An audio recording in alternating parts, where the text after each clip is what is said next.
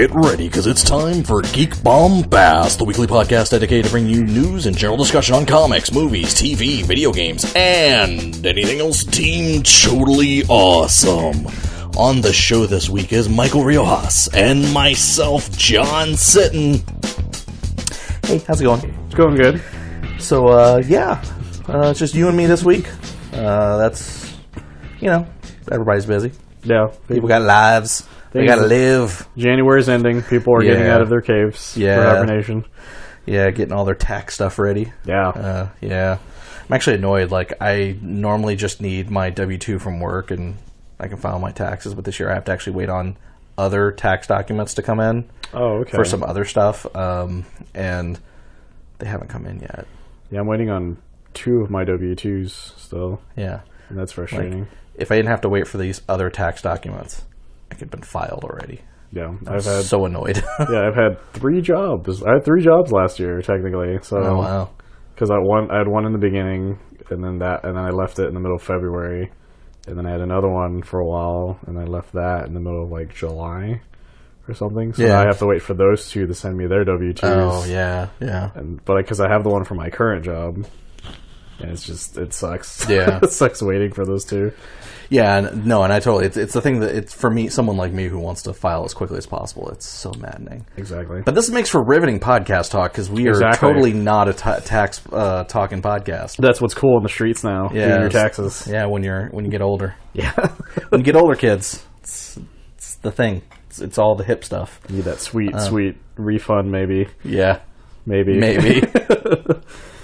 Yeah, but yeah, so how's it going since the last time I saw you, which was our best of the year episode? Good. I saw Dragon Ball Super Brawly twice. Yeah, nice. And I loved every fucking second of it, to the point where I now have the soundtrack on my phone, and I've been listening to it nonstop. I would expect nothing less. It's so good.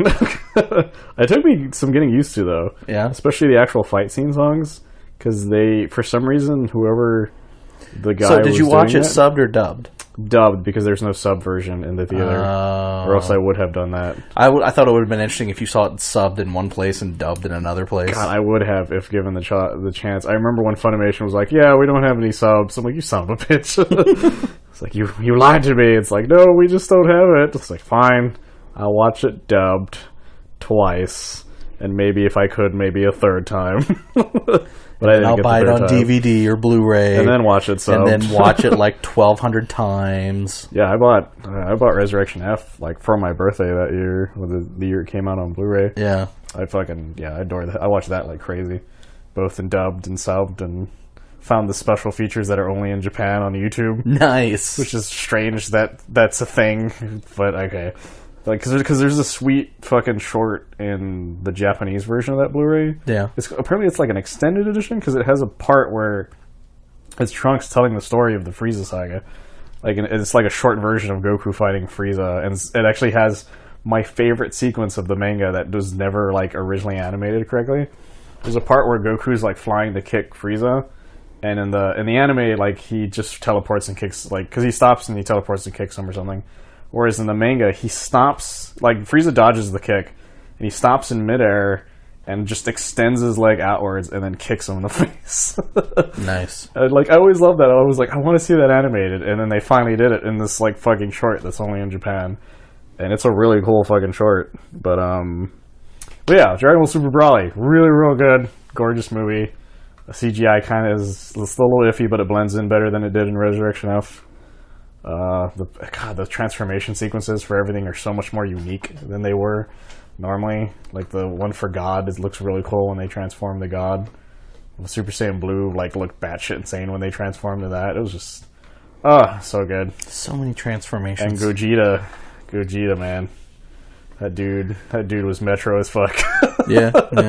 But in the best possible way. Yeah. For me, the only thing that's really changed is I finally got. I went ahead and bought a subscription to the DC Universe app, so I've just been watching. You've been watching all of the DC? Yeah, I watched all like the showcase shorts or whatever they were called. Those things were awesome. Not the showcase ones, not the ones that were collected on the Shazam, Superman Shazam one, but the stuff that they actually had on Cartoon Network. Wait, did it have the Lois ones? Yeah, well, Those they things weren't are just awesome. they weren't just Lois, but there was it was like Tales of Metropolis. Like the first one's Bizarro, the second one's Lois, and the third one's Jimmy Olsen. The Lois one's the best one. Oh yeah, no, because she's hounding Batman, and like she's that's just great. like hanging on to the bat plane. He's just like, get the fuck away from me. Yeah, no, that entire short's great. Who are you the most afraid of? 10-eyed man. Now go away. Yeah. Well, I like the fact she just keeps asking questions, and then like at the very end, Batman's like, fine, and then just answers each question, like literally just starts going in order, and then says the answer to each one, and she's like, oh, thank you, and then she's like, I'll leave you alone now. It's so much fucking fun. I love that one so much. Yeah, and then like the Animal Man shorts are also fucking great. I love the Animal Man shorts. The Arrow ones were really bad though. They were all right. I mean, I didn't like them, at least at the time, because he had the sentient bow. Yeah, which was so weird. Yeah, I liked Black Canary's character design though. Oh yeah. Also, actually, I did like his voice too, which was the voice for Terry McGinnis. Oh, okay, yeah. And beyond Will Friedle? Yeah, something like that. I can never say his last name. But that dude does not look like he's aged other than his hair changing every time. Yeah, and then you have Super Best Friends Forever, which was also fantastic. Fantastic, even though it's just straight up ripping off Powerpuff Girls. And I was cool with that. Not in animation style, but in story style. No, absolutely. Because like it's for anyone who doesn't know, it's Supergirl, Wonder Girl, and Batgirl. Yeah. And they're basically the super best friends forever. But their personalities are like, Wonder Girl is clearly the leader, the red haired one, and then Batgirl is clearly Bubbles, and Supergirl is clearly Buttercup, because she's buff as hell. Yeah, and Super Best Friends Forever, and I actually really like that because it's just like, yeah, she should be buff as fuck. She's Supergirl. Yeah, she's stronger than Superbad technically. I think my favorite one was the last one that they did, which was where they're fighting Solomon Grundy. Oh yeah, where he's like, Solomon Grundy, no fight girls. And, like, they just want to fight him, and he's like, no, I don't fight girls. The entire time. I would love if they had those weird shorts they used to make back in old school Cartoon Network times. Oh yeah, they're like really weirdly adults. They're like, Brainiac, what's your plan? All I want is some pants. Yeah, Solomon Grundy wants pants too. Pants. I quote that line like crazy, and very few people get it. Yeah, yeah, no, those are great. Solomon Grundy want pants too. I'll lose it every fucking time when he says that. But yeah, so I've been watching that. I just started watching Young Justice, which I'm hoping I'm only like 5 or 6 episodes in. Oh, okay. To the first season. Oh, because I've never watched it before. I've never seen it either. But I'm actually hoping to plow through everything up to the current episodes, which they just hit their mid-season finale. Yeah. And I want to do either within the next couple of episodes, I want to do a episode where we talk about the newest season of Young Justice and also the new Young Justice comic that just came out. Real good. I don't know. It depends on how quickly I can get through it and who else has actually watched the Young Justice cartoon. But that's maybe a preview of something that might come down the line. Things in the future. Yeah, things in the future. This episode is going to be something a little bit different, though. But before we get to the actual topic at hand, let's talk about the news.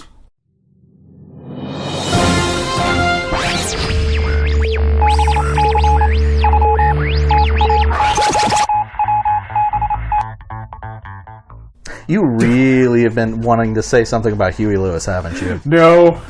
Because I just looked over while we were pausing for the break, and you were just like, I gotta hold it in. Can't. It can't be funny every time. As tempting as it is. But I was also thinking of there's this old Family Guy gag where they go back in time to like the first season. And there's the point where they do how they do the flashbacks in Family Guy? Yeah. Everyone just starts standing still, and Brian and Stewie are like, what are they doing? And then they start talking again. They're like, well, that was fucking strange. Did they just have a stroke? Like, oh no, they're stomping for the gag cutaway. It's like, and then it cuts to what they do now, and they just like fuck with their phone and like start smoking shit in the middle of it. And then when it comes back, they just throw whatever it is behind them, and then they go back into the scene. That was what I was thinking of, because we were both just sitting here silently. That was the first thing I thought. Okay. Yeah, so in case behind-the-scenes stuff is that when I do the cuts for the news... That's all podcasts, though. It's, I basically have us shut up for like a minute and then... or 30 seconds or whatever. Just a couple of beats in my head, and then just sing the song in your head. Yeah, just I'm not even singing that song. I'm just singing some song in my head. You know? Like do do do do. Who this? Sunshine, Shit, now I didn't hear those things. rainbows. That's all.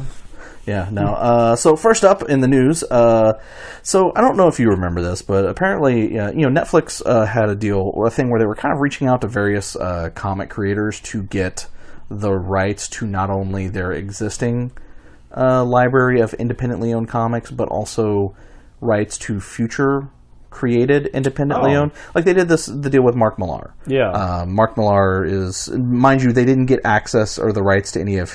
I don't think they got the rights to any of his Millarverse stuff, but because those rights are already in places. Yeah. But I think he basically agreed to make like a series of new books. Well, he wasn't the only one. The other one that was going to be doing that was Rob Liefeld. Really? And it was going to be his Extreme Universe. Which they only shoot from the waist up. Yeah, well, it's considered. It was the titles that it existed for were Brigade, Bloodstrike, Cybrid, Rejects, Bloodwolf, and Kaboom. So they didn't get the titles such as Youngblood, Prophet, or Evangeline because those rights were already sold to other places. But he apparently, this is a long time ago. This is like last year, maybe more, a little bit more than that. Yeah. This is not anything really new. It was apparently like a 7-figure deal, and Rob Liefeld just announced that he has pulled out of the deal and basically told Netflix, never mind. He said there was an impasse that just couldn't get through. Apparently, this was announced back last March, actually. Oh, okay. So, and then just this week, he was like, yeah, I get questions about the Netflix deal all the time, and after being at an impasse for the entire summer, I decided to take Extreme elsewhere for a better deal and a better fit. There is no deal at Netflix anymore, so I might have word on something else. Good for him, I guess? Yeah. Question mark? Yeah, he was also basically saying there was literally just nothing moving for him at Netflix, and there was no urgency, and better opportunities presented themselves, and he's like, I have to protect my creations. And I'm like, do you, Rob? Yeah, those do you? Specific ones, yeah, do you? Do you need to protect those? Are you sure someone else is going to... Half of them sound like DeviantArt characters. Yeah, so which are probably most of Rob Liefeld's characters. I mean, I'm surprised one of them wasn't called Blood. Oh yeah, no, absolutely, or Strike. Yeah, or just Wolverine, but not Wolverine. That's Bloodwolf. Oh yeah, that's right. No, actually, I don't know. I'm just maybe saying, actually, I don't know. But yeah. So I mean, they have no legs and lots of pouches. I feel like here's the thing. I feel like if we weren't in the state of superhero media that we have right now, where CW has like 6 or 7 shows either on TV or in the works. Marvel, Netflix has their own superhero stuff, that they just canceled from Marvel. Disney's going to be launching their own network with a bunch of Marvel stuff. DC has their DC Universe app with their own stuff. Yeah. Also we've got tons of comic book adaptations coming from all these different places, specifically superhero related, that have all been really good and really diverse as well, I feel. Yeah. If we weren't in that industry, like if that's not the state of the industry that it is right now, if we were, say, this were 10 years ago, I think this deal would have been a no-brainer. Like Netflix would have went, yeah, you're the guy who created Deadpool, so let's make something work, and then let's see what else you got, and let's try to make it all work. Now I feel like they went, hey, you're the guy for Deadpool, let's try to get you on board, and then they actually looked at what he brought to the table and went, oh, all this is kind of derivative of stuff that's already out. It's kind of nonsense. There's really nothing here that we can turn into something valuable. This is a notebook from a 12th grader, from what I can tell. I just drew that last week. No, but all mocking Rob Liefeld aside. Major X. Yeah. I actually almost talked about that. I actually almost had that as a news item, but I was like, no. It's a major X from the existence. It's so stupid. Yeah. Well, I guess they had to figure out what to do with Cyclops' X visor once he stopped wearing it. I couldn't stop laughing when there was like Marvel announced new Rob Liefeld character, and I saw it. I was like, "This is an Onion article, right?" Yeah, no, literally, yeah. It's also the fact that apparently there was, I don't know if it's a rumor or if it was an article, but apparently in an interview when someone referred to Rob Liefeld as the co-creator of Deadpool, he got really upset. Oh boy! Even though it's true, he just drew Deadpool. Yeah, like he may have come up with the idea of Deadpool, but Deadpool was a parody. Yeah, of Deathstroke. It's not all that like he was. Oh my god! Like Deadpool is such a huge ripoff of a character. It's just that he became unique when they made him batshit insane. Yeah, well, it's like when other writers got their hands on him, they made him unique. Exactly. Moving on to a little bit of video game news. So Metroid Prime 4. Yes. Do you know how Nintendo announced it? They showed the graphic and they said, "Oh, it's going to be developed by Kensuke Tanabe," and I'm sure I'm butchering the name, who is the guy who was the producer on the original Metroid Prime series. Yeah. But with a talented new development team that was not Retro Studios. That was announced all the way back in June 2017. Some time ago. Yeah, we have a friend, Jeff, Rage Select, fucking wants a new Metroid game. I'm pretty sure you might have done his podcast recently, so you may know what this news item is now that I think about it. Well, actually, I don't think he did. Well, it may not have actually been. It may have just been announced the day that we're recording this. But yeah, apparently Metroid, they announced something new. According to Takahashi, the current development status of the game has been very challenging.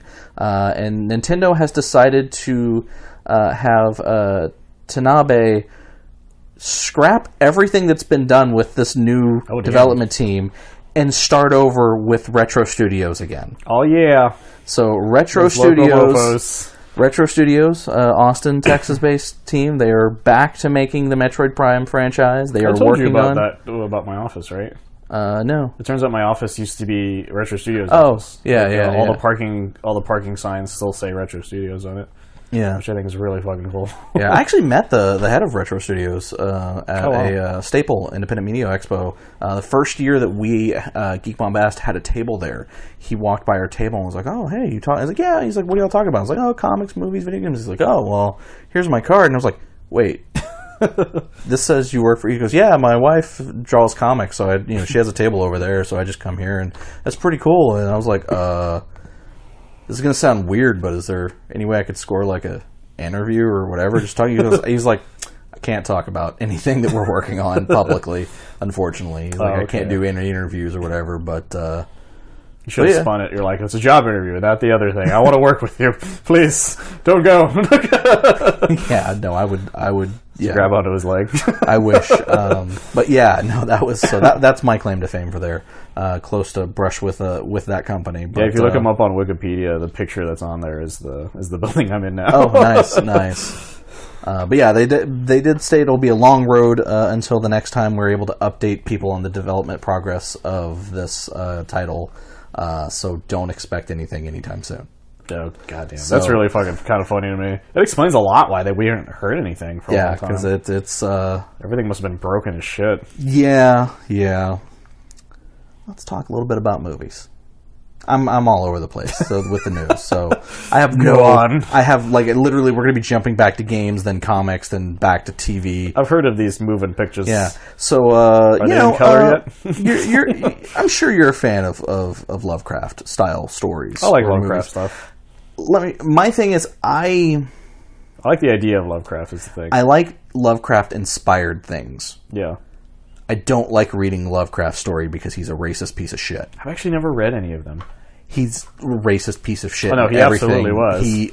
The cat thing alone kind of says it. Every time he describes an African American in his books, it is the most racist description of a human being without using the N-word. Oh, wow. And he does use the N-word in many of his books, but when he doesn't, it's still the most dripping with racism ever. Yeah, he was a terrible person. He was misogynist and all that stuff. So the Scooby-Doo version of him is much nicer. Yeah, well, yeah. But I typically like his those, like, he was good at telling horror. Yeah. I generally don't like his books, but they're doing a movie based on his short story Color Out of Space. Huh. And it's one of his most beloved stories. And they've announced the star of the movie. It's going to be one Nicolas Cage. Wow. So yeah, he's... I'm all for it. Yeah, so the producer of this movie is the same producer as Mandy, Spectrevision. Oh. They're... it's going to be directed by Hardware and Island of Dr. Moreau's Richard Stanley. So Richard Stanley's going to be directing. It's produced by Spectrevision, starring Nick Cage. Color of Space revolves around the family of Newham Gardner, and after a mysterious meteorite seeping the titular color emissions crash lands on the farmlands and starts mutating the flora and fauna around it, driving everyone who comes near it insane. So this could go either way, especially with Nicolas Cage. Yeah, but he's been on an upward swing for quite some time now. Yeah. Well, it's been a weird thing where he, for a while there, he kind of subdued his acting a little bit. Yeah.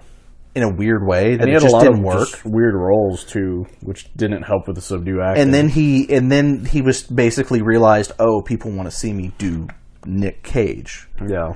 And then he just chose bad movies to do that in. Yeah. And then now he seems to be finding the right movies for that. Well, I feel like it's just now he doesn't have as much debt as he did before. That's probably true. He was in massive debt at one point. Oh, the dude had like... Because I know Brendan Fraser had that same thing. He owed so much money to the IRS at one point. Like, it was bad. Like, he was spending his money on ridiculous shit. Like, he spent $10 million on a T-Rex skull. Oh, wow. Kind of thing. That's how insane his purchases were. Yeah. So, he was not good with money. Not in the same for the same reason as Brendan Fraser, but the debt thing. You know about the Brendan Fraser thing. Yeah, Brendan Fraser is his tale of a really tragic. Yeah, we got a divorce, and the court said that she gets a percentage of his income, and the amount that he owed in alimony or whatever equaled a percentage of what he was making at the time, and it was at the height of his career. Yeah, and so even though it's years later and he doesn't make that much money anymore, he still has to pay that same amount. So to be able to pay that same amount, he basically was taking every role that was offered to him, regardless of how good it was. That happened to that guy from Kids in the Hall as well. Yeah. He was at the height of his career when he got divorced, and he got fucked the same way. Yeah. It sucks. But yeah, Brendan Fraser, that poor guy. Nicolas Cage was just terrible with money. But some of the other people that are in this movie, in addition to Nicolas Cage, Jolie Richardson, Tommy Chong, Julian Hillard, and somebody's name who I'm not even going to try to pronounce because I'm going to butcher it because it's... What was that? Yeah, I have no idea. Yeah. Kilcher. Yeah, last name is Kilcher. That looked like it was Klingon, so I wasn't even trying. Yeah, we don't know who Cage is going to be playing, but he's definitely playing one of the characters. He may not even be playing the main character, but he's the big name that's signed on for the role. I'm totally. I feel like Tommy Chong is the big name. He could be. Could be nowadays. That dude was very impressive on Hot Ones. So this one I saw, and I wanted to talk about because I feel like you are probably the person to talk about. Like, if I had been doing this podcast with anybody else, I would have cut this news item. Oh, okay. Jump Force. Yes. Coming out in the future. Apparently, the company has been using some ads on Instagram and Facebook and have inadvertently shown two unannounced characters. I heard about one of them. One is Jotaro Kujo from JoJo's Bizarre Adventure. Oda.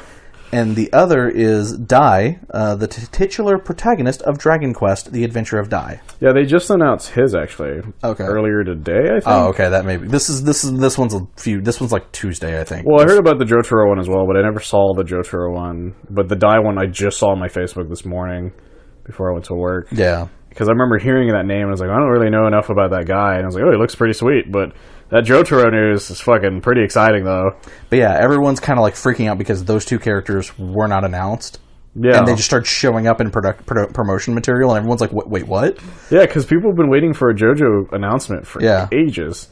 Like, they were announcing characters, and you're like, yeah, but when's the JoJo character coming?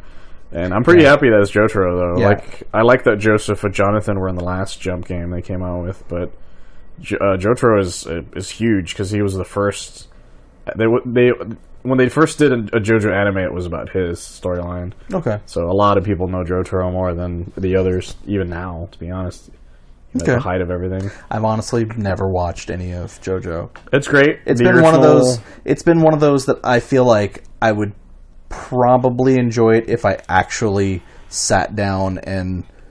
It lives up to its name, though. And watch it, but it's one of those that it's so far into it that I don't... They're actually much shorter than you think sometimes, but the thing is that each story after gets longer and longer and longer. Like the first story, even in the anime, is only like maybe 3 or 4 episodes almost, and the second part's a little longer, and then the third part's longer, and then the fourth part's longer, and now the fifth part's going to be longer. Jesus! Like the 8th part has been going on for years. Yeah. Like that dude just keeps making every one he makes after longer than the one before it. Wow, it's so weird. But it's interesting that way. But yeah, Jotaro is going to be in a Jump Force. That's even exciting. Though it's not official yet. Like if you go to their website, it's not those two characters are not listed anywhere on the website. That game's coming up pretty soon too. Yeah, February. Yeah, I'm pretty excited actually. Yeah, so excited. But go Super Saiyan Blue up all up on everybody's bitch. But in other television news, I'm going to actually save the other one for last. The one I was going to go to next. In television news, you like Resident Evil, right? Yes. You like the Mila Jovovich movies at all? Some of them? I like 2. Well, this may have nothing to do with it, but according to Deadline, Resident Evil is headed to television. And apparently they have learned that Netflix is developing a scripted series, live-action series, based on the horror franchise. Stories are saying that Netflix, it will be labeled as a Netflix Global Original. German production and distribution company Constantine Film, which was behind the movies. Oh, okay. It'll be loosely based on the Capcom video games. But the Constantine Film is the studio that's going to be making the live action series. So they apparently are still looking for a showrunner, but they apparently have some scripts and some synopsises, and that it's like a done deal, like it's gonna happen. They just need to find the right showrunner, and they're looking for it. Just gotta get Rob Liefeld back. Yeah, but no one is commenting. But apparently, according to Deadline, the plan is for the series to expand the Resident Evil universe and deepen the extended mythology. The series will keep the basic premise, which also served as a setup for the movie franchise. So the drama series will explore the darker inner workings of the Umbrella Corporation and the new world order caused by the outbreak of the T-virus. While the project is in early stages, the series is expected to incorporate all of Resident Evil's signature elements, including action sequence and various Easter eggs. And apparently they are hoping to use this to then launch the rebooted movies that they're also working on as well. This could go either way, is the only thing. Like, the Resident Evil hasn't exactly been treated the best outside of, well, actually, just in general. Like, at one point towards not until recently, Resident Evil was a kind of a joke. I think, like, 6 was just fucking garbage. Well, yeah. I had fun with it only because I had a friend to play it with, basically, but other than that, it was not great. And then the movies were really bad. 7 was so good, though. 7's so good. The movies were real bad. The CGI movies were decent. They're just kind of boring. Yeah, that was the thing, is that they were just... Like, Resident Evil just wasn't doing well for a long time. Yeah. Until Resident Evil 7 came out, and now the Resident Evil 2 remake. Which I own, but have not played yet. I'm real excited still.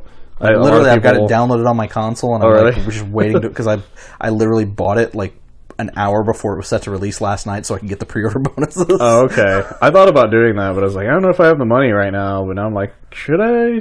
Yeah. I don't know. I'm still debating it. Got all the DLC packs so I can have them wearing their noir outfits.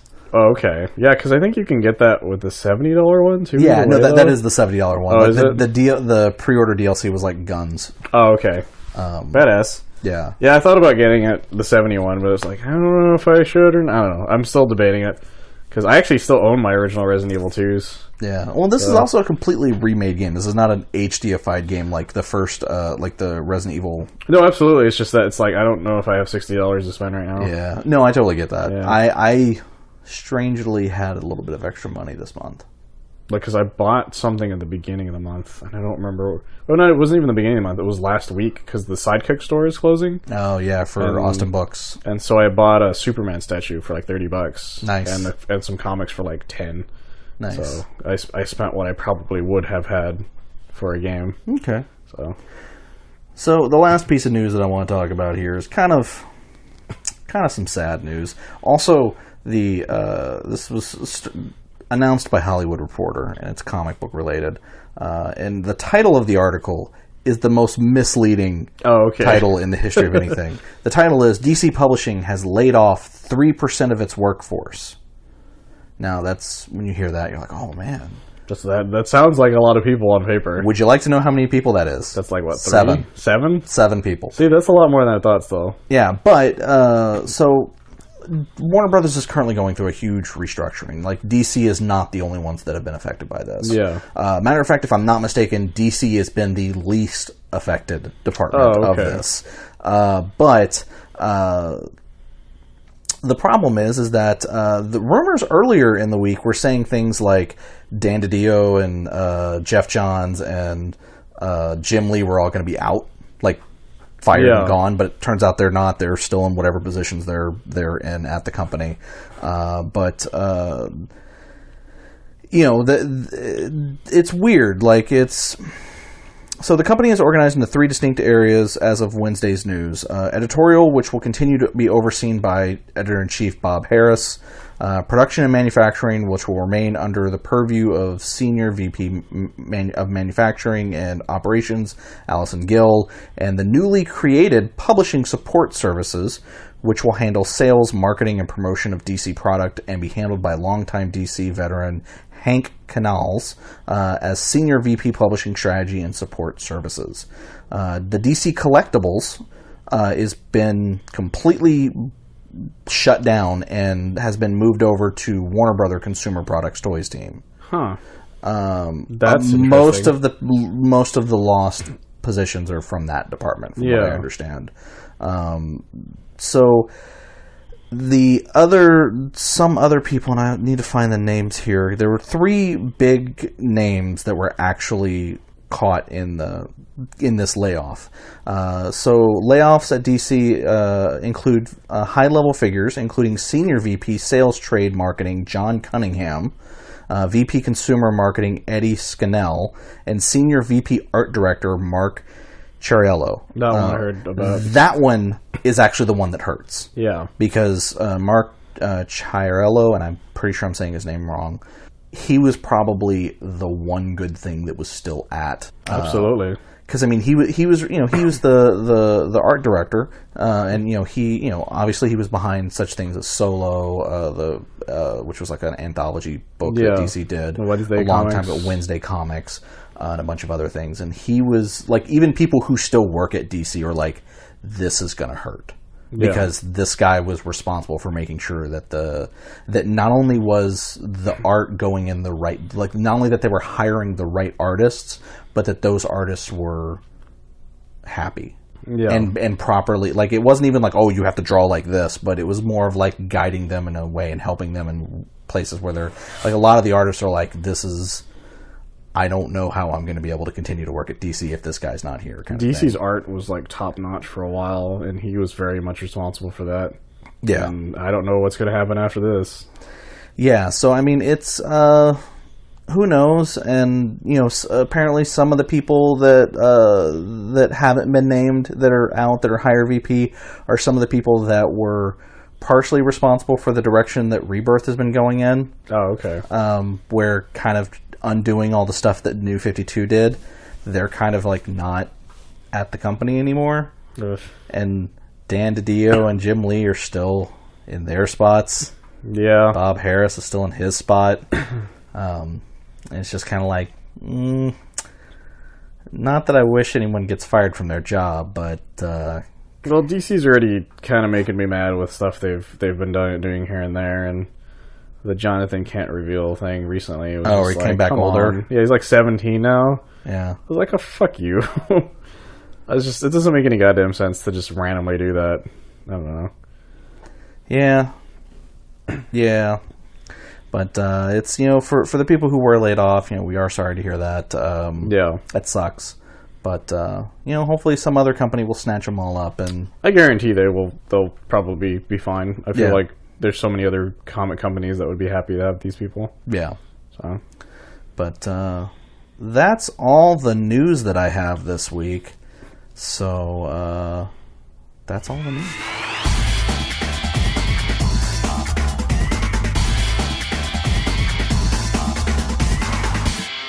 Okay.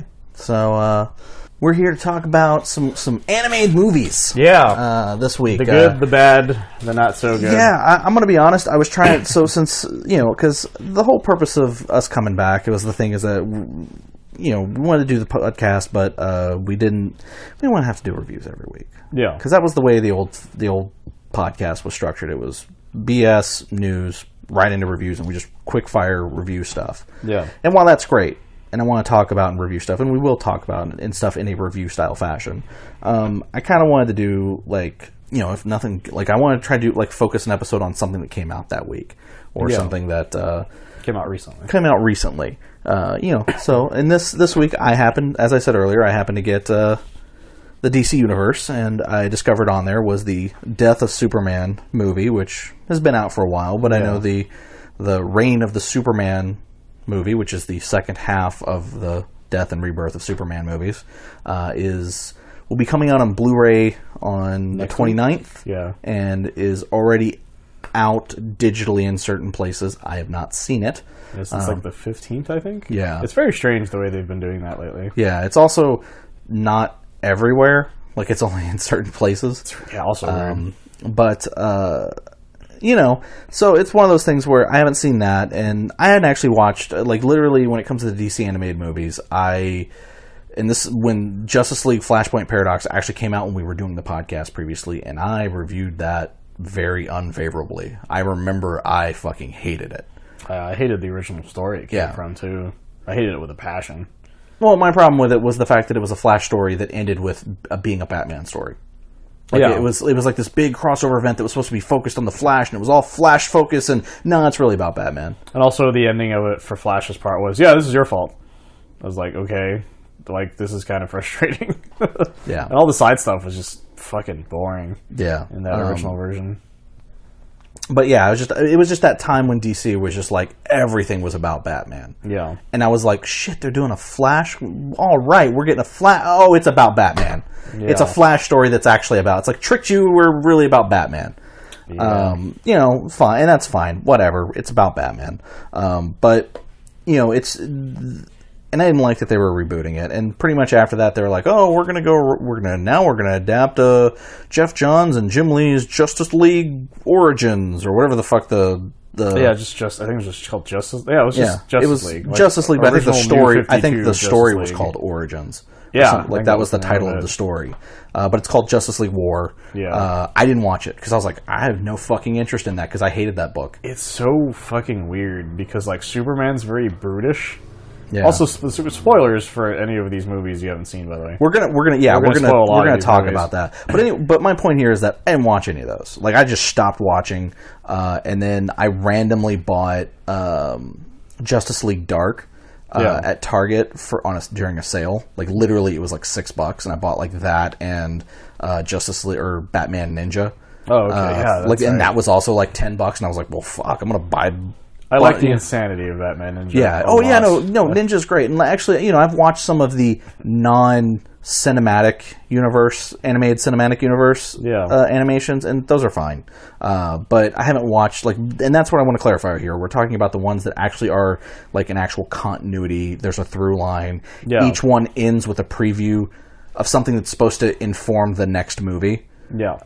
And they do that pretty well, except for the end of Throne of Atlantis. I don't know if that one actually led to... I don't remember the ending stinger for that one. The ending stinger was Lex Luthor walking up to an imprisoned what the hell is his name from Aquaman, the enemy, his brother, his half brother. Ocean Master. Yeah, Ocean Master. Ocean Master's like locked up, and Lex Luthor walks in and goes, "I have a proposition for you," and then it cuts away. Yeah, I don't think that ever became a thing. Never pans out in anything. But anyways, so I bought the DC Universe, and I watched the Death of Superman movie, and I was like, you know what, I really like this. And we'll talk about it a little bit more later, but my initial thought was, I really like this. I guess I should go back and watch all those others. Now, unfortunately, on DC Universe, they don't have all of them. Yeah. They only really have like the first 1, 2, 3, 4, 5, 6, and then it skips to Death of Superman, the first 6 movies, and then it skips over like 1, 2, 3, 4, 5, 6. Yeah, it skips over 6 movies. Yeah, some of them are on Netflix and Hulu. Yeah, like the Teen Titans one is on Hulu. I meant to actually look up to see if those were on any other streaming services. Bad Blood's on Netflix right now. Yeah, apparently. Well, I should check that out because that's the next one. I think Dark is also on Hulu too. Yeah. They have like a random chunk of them. Yeah, and that might be why they're not on the services, is because they have licensing rights. And Death of Superman, probably they knew they were going to want to put it on their streaming service, so they purposefully didn't sign any contracts for that one. So I went back and watched everything from the beginning, rewatched Justice League Flashpoint Paradox, maybe thinking, maybe I was harsh on it just because I hated the story. I'm past it. I still fucking hate Justice League Flashpoint Paradox. It's a fucking terrible story. Fuck you for making a Flash story all about Batman. Yeah. I am still super bitter about that, and I will never let it go. A lot of people like that movie too, and I don't understand it still. Yeah. It's not great. Yeah. But Justice League War, watched that for the first time, and that was weird because one of my favorite scenes from the book, and I didn't even like the book, but one of my favorite scenes from the book is an Aquaman scene. Oh, yeah, and it's not... It's not in there, but they use it in the Throne of Atlantis, and it's not as cool. Yeah. It's really a shame that Aquaman isn't in Justice League War. But they replaced him with Shazam? Yeah. But he's a lot of fun in that movie, though. So, my initial... Part of my irritation with the comic is that Green Lantern is kind of depicted as a fuck up. Oh yeah, absolutely.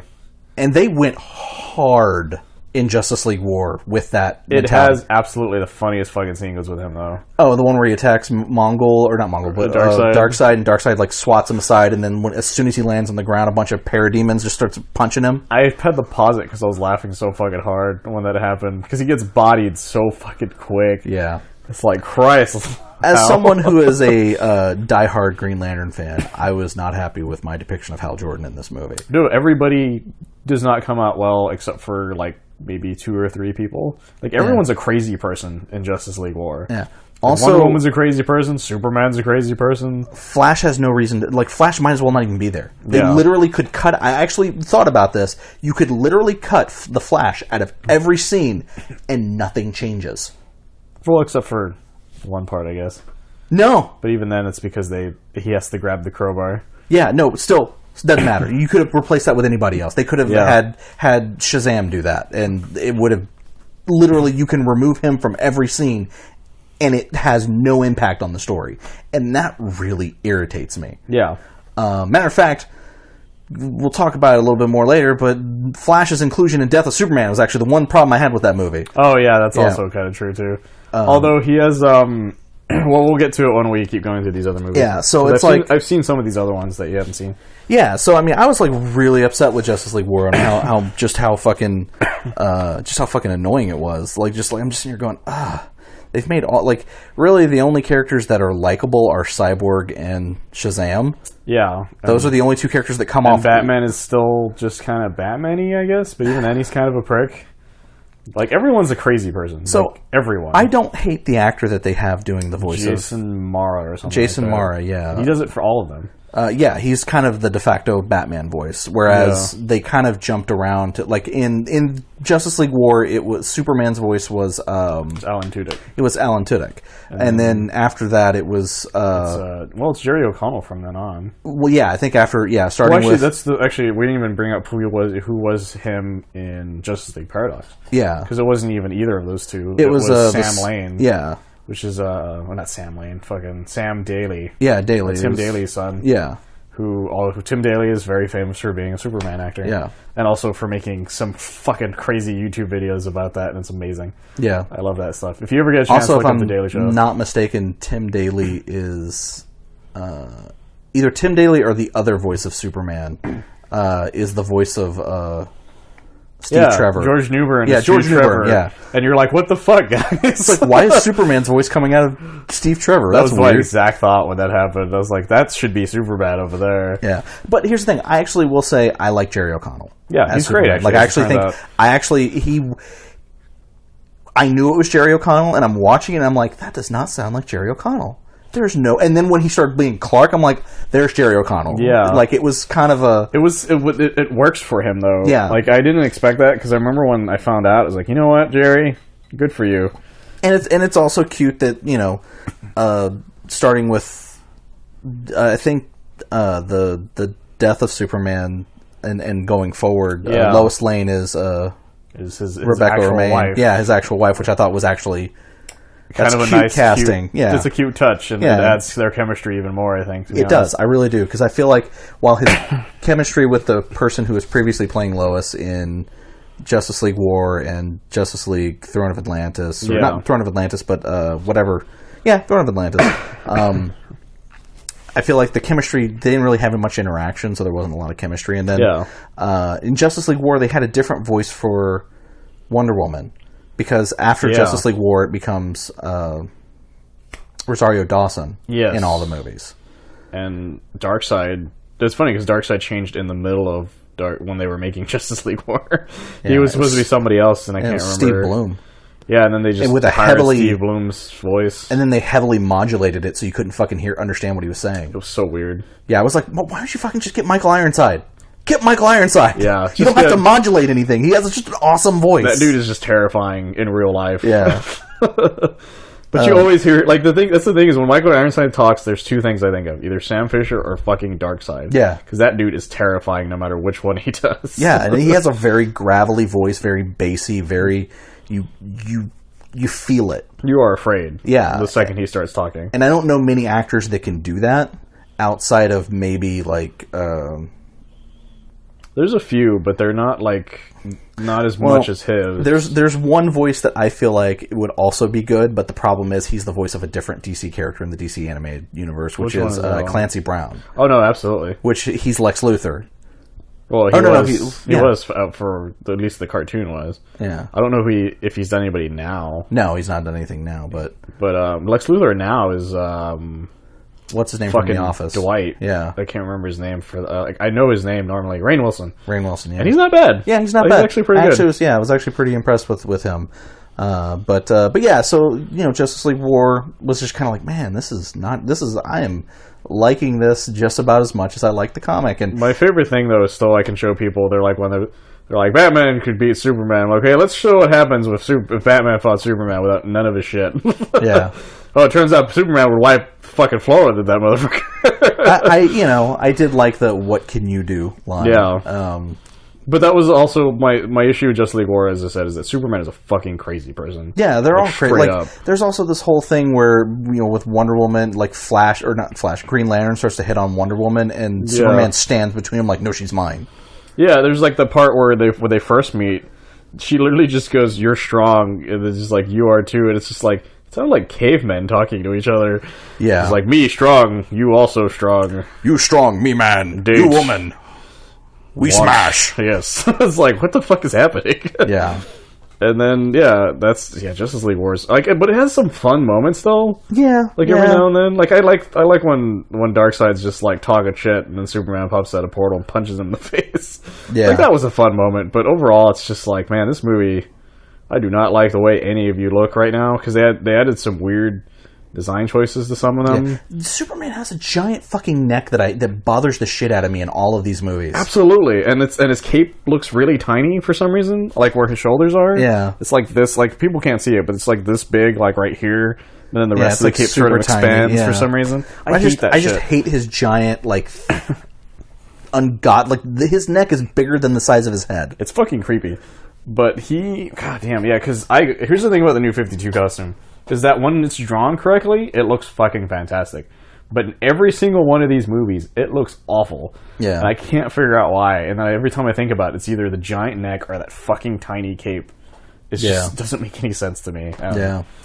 But, and then after that, they did Son of Batman, where they introduced Damian Wayne into the Batman lore. It's interesting in this because there is no Tim Drake.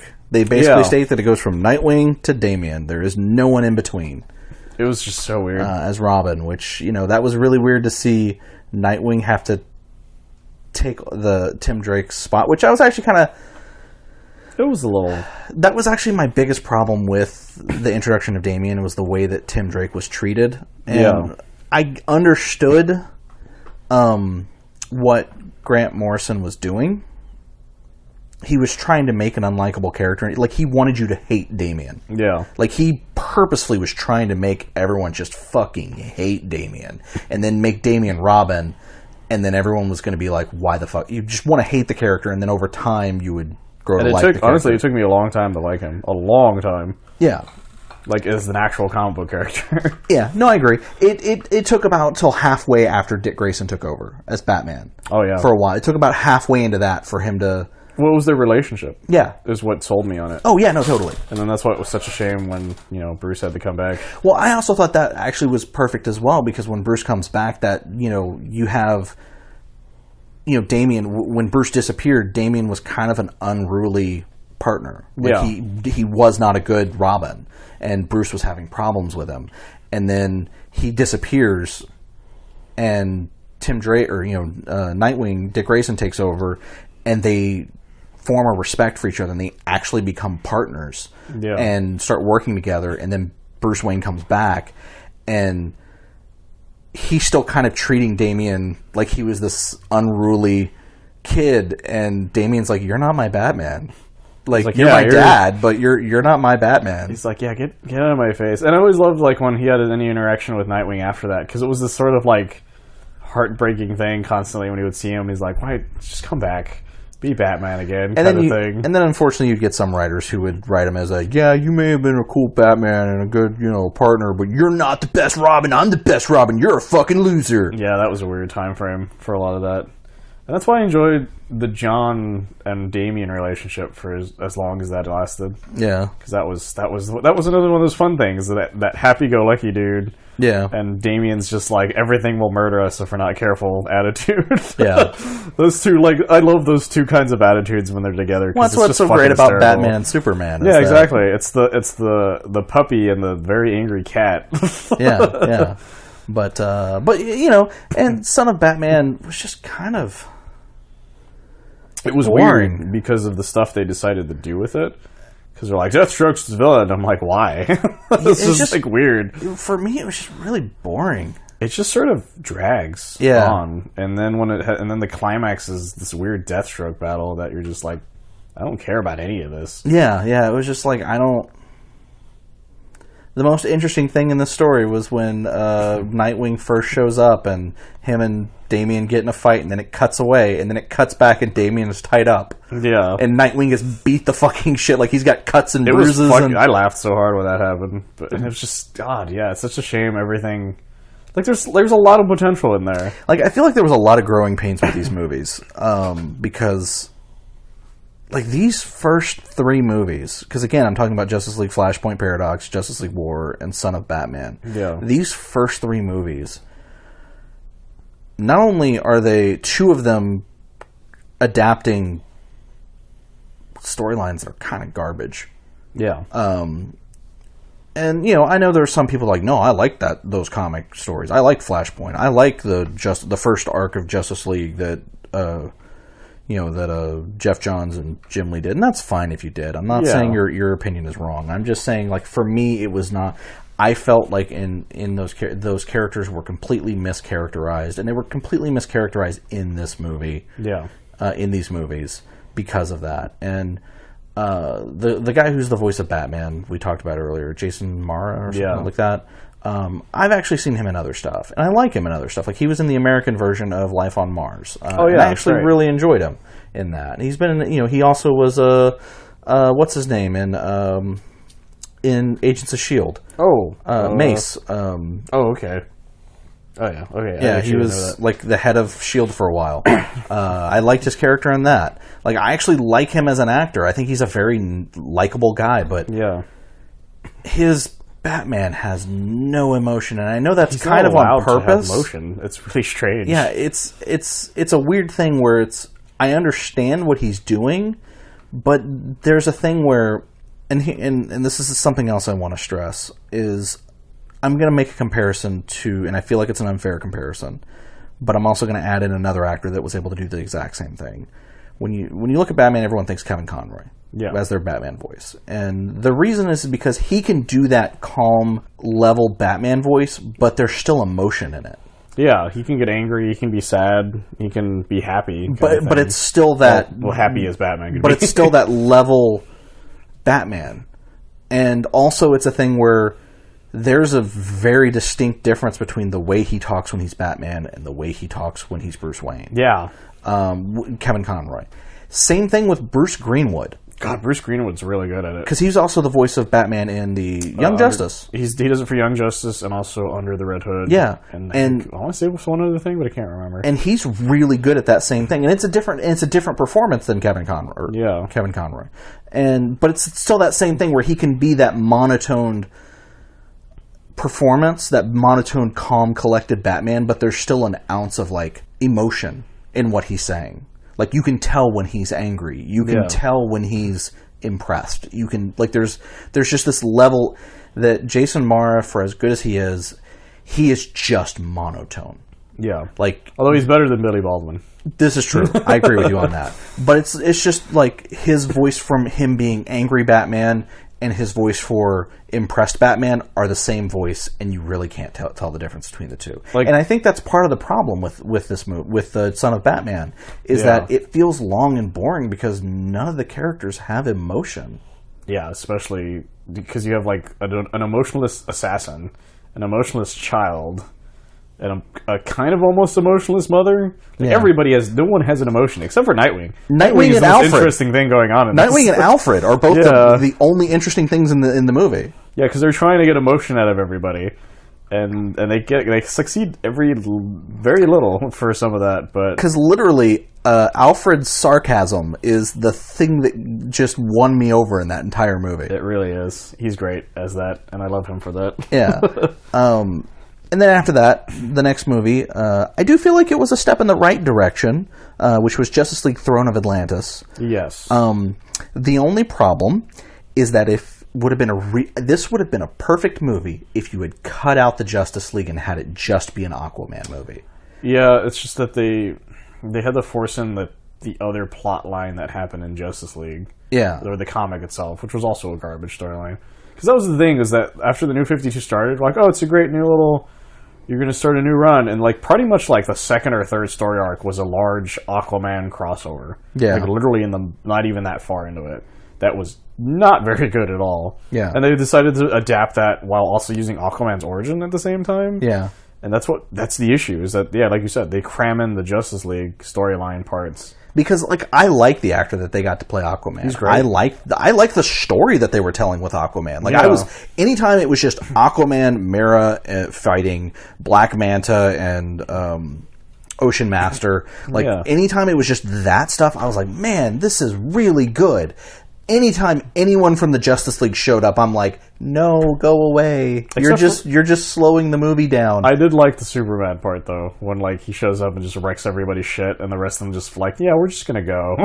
Yeah, there's a lot of stuff like that in these movies for some reason. Is that also yet again, Flash could have been removed from the movie and didn't need to be there, and also I still hate the way Green Lantern is portrayed. They changed the voice back to Nathan Fillion, which Nathan Fillion was the voice of Green Lantern in Flashpoint.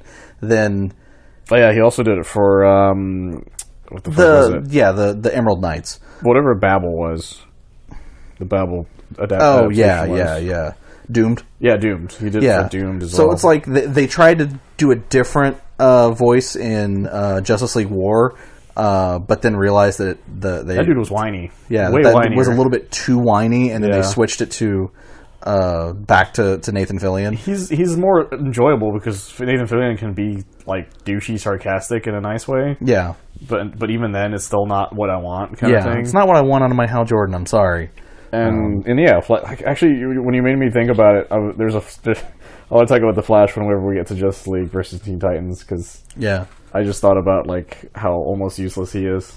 Again. Yeah, but it's just like I've had so many movies and Green Lantern seems at least is I don't know. It also feels like sometimes they alternate between which one's the joke. Is Green Lantern the pathetic joke character, or is it going to be Flash that's going to be the pathetic joke character, or is it just going to be we're just going to forget they exist? Yeah. But still have them in the movie. So I don't know. Like I said, it's kind of. But I really liked. Otherwise, I really liked all the Aquaman stuff. Like if someone said, "Hey, should I watch this movie?" I'd be like, "Yeah, just ignore the Justice League stuff. Just watch the stuff with Aquaman because that stuff is good. Like even the stuff that where the Justice League is there helping him is fine. But it's just it's just it's strange. But that's the thing that we can say about a lot of these beginning movies is. They're weird decisions. Yeah.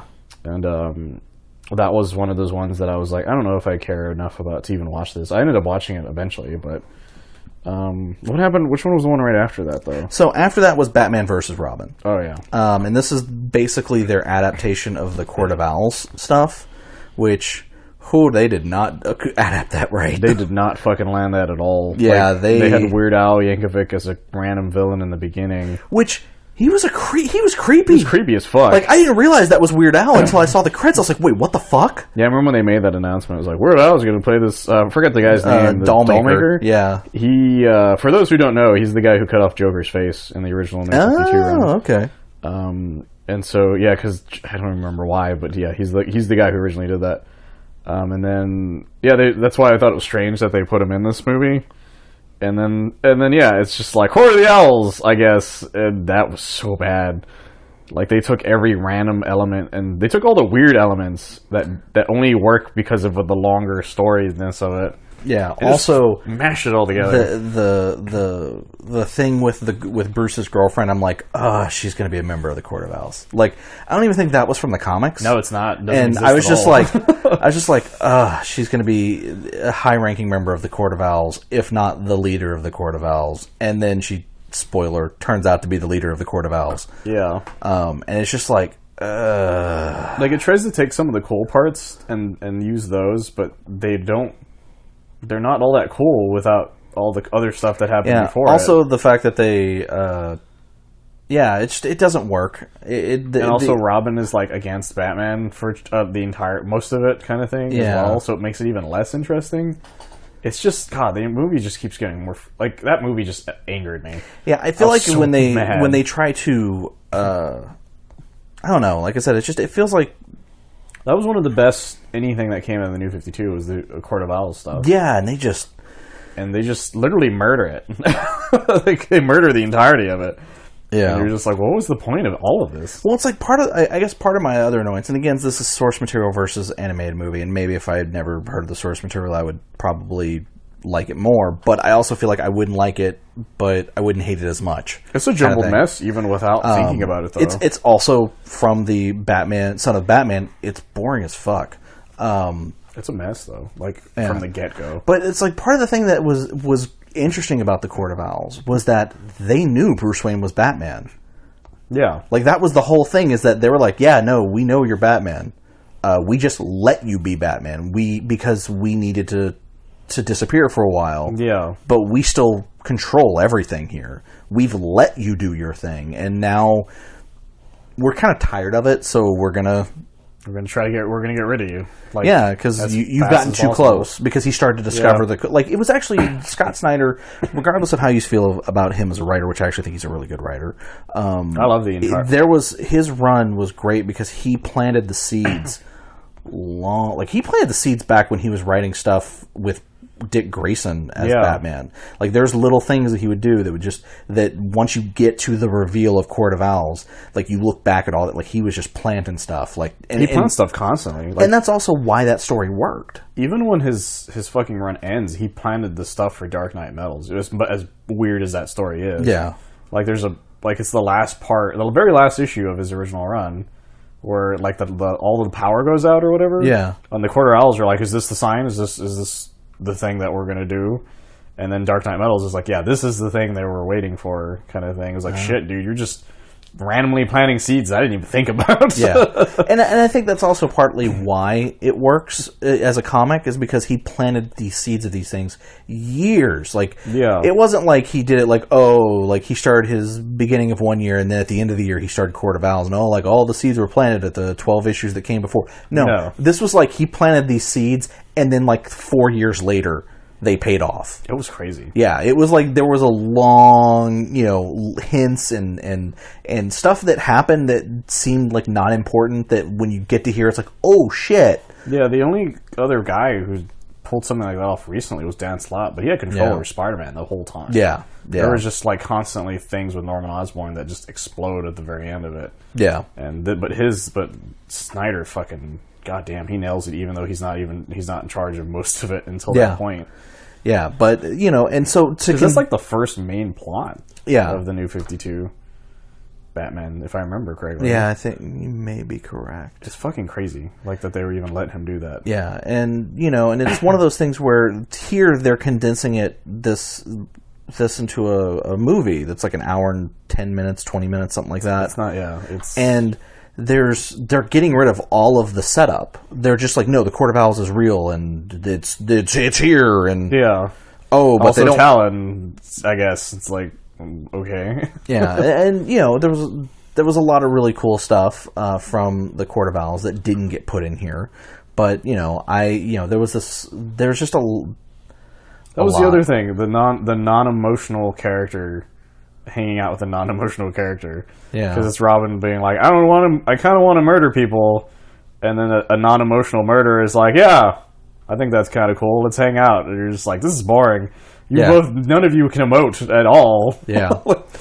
And I think that's been my problem with the Batman movies, is that they don't, outside of, like you said, Nightwing and then also Alfred, no one is allowed to have any emotion. And then the way the Court of Owls is done in, which is, again, spoilers, the Talon just goes, fuck it, I'm going to kill everybody. He just murders and literally everyone. Murders every single member of the Court of Owls. We don't have to bring this back anymore. Like, we're done. Like, it's like, no, that's not the point of the Court of Owls. And also, they were like, you didn't just murder them all. It's not how this works. It's not how any of this works. Yeah, but it just kind of felt like it tried to set up that the Court of Owls was this big thing and then undercut it the entire time. As hard as they and could. Also didn't really, like, they kept telling you it was a big secret organization, but they didn't really, like, everyone knew about it within like a 20-minute time frame. Well, it's not even that everyone knew about it. It's just that, well, they don't do anything. Yeah, they don't do anything, and they're like, what? Like, they send an assassin after somebody, and then it fails, and then they're like, we're so evil. I'm like, that's cool, I guess, but what else you guys got? Yeah. And then their assassin murders them all. Yeah.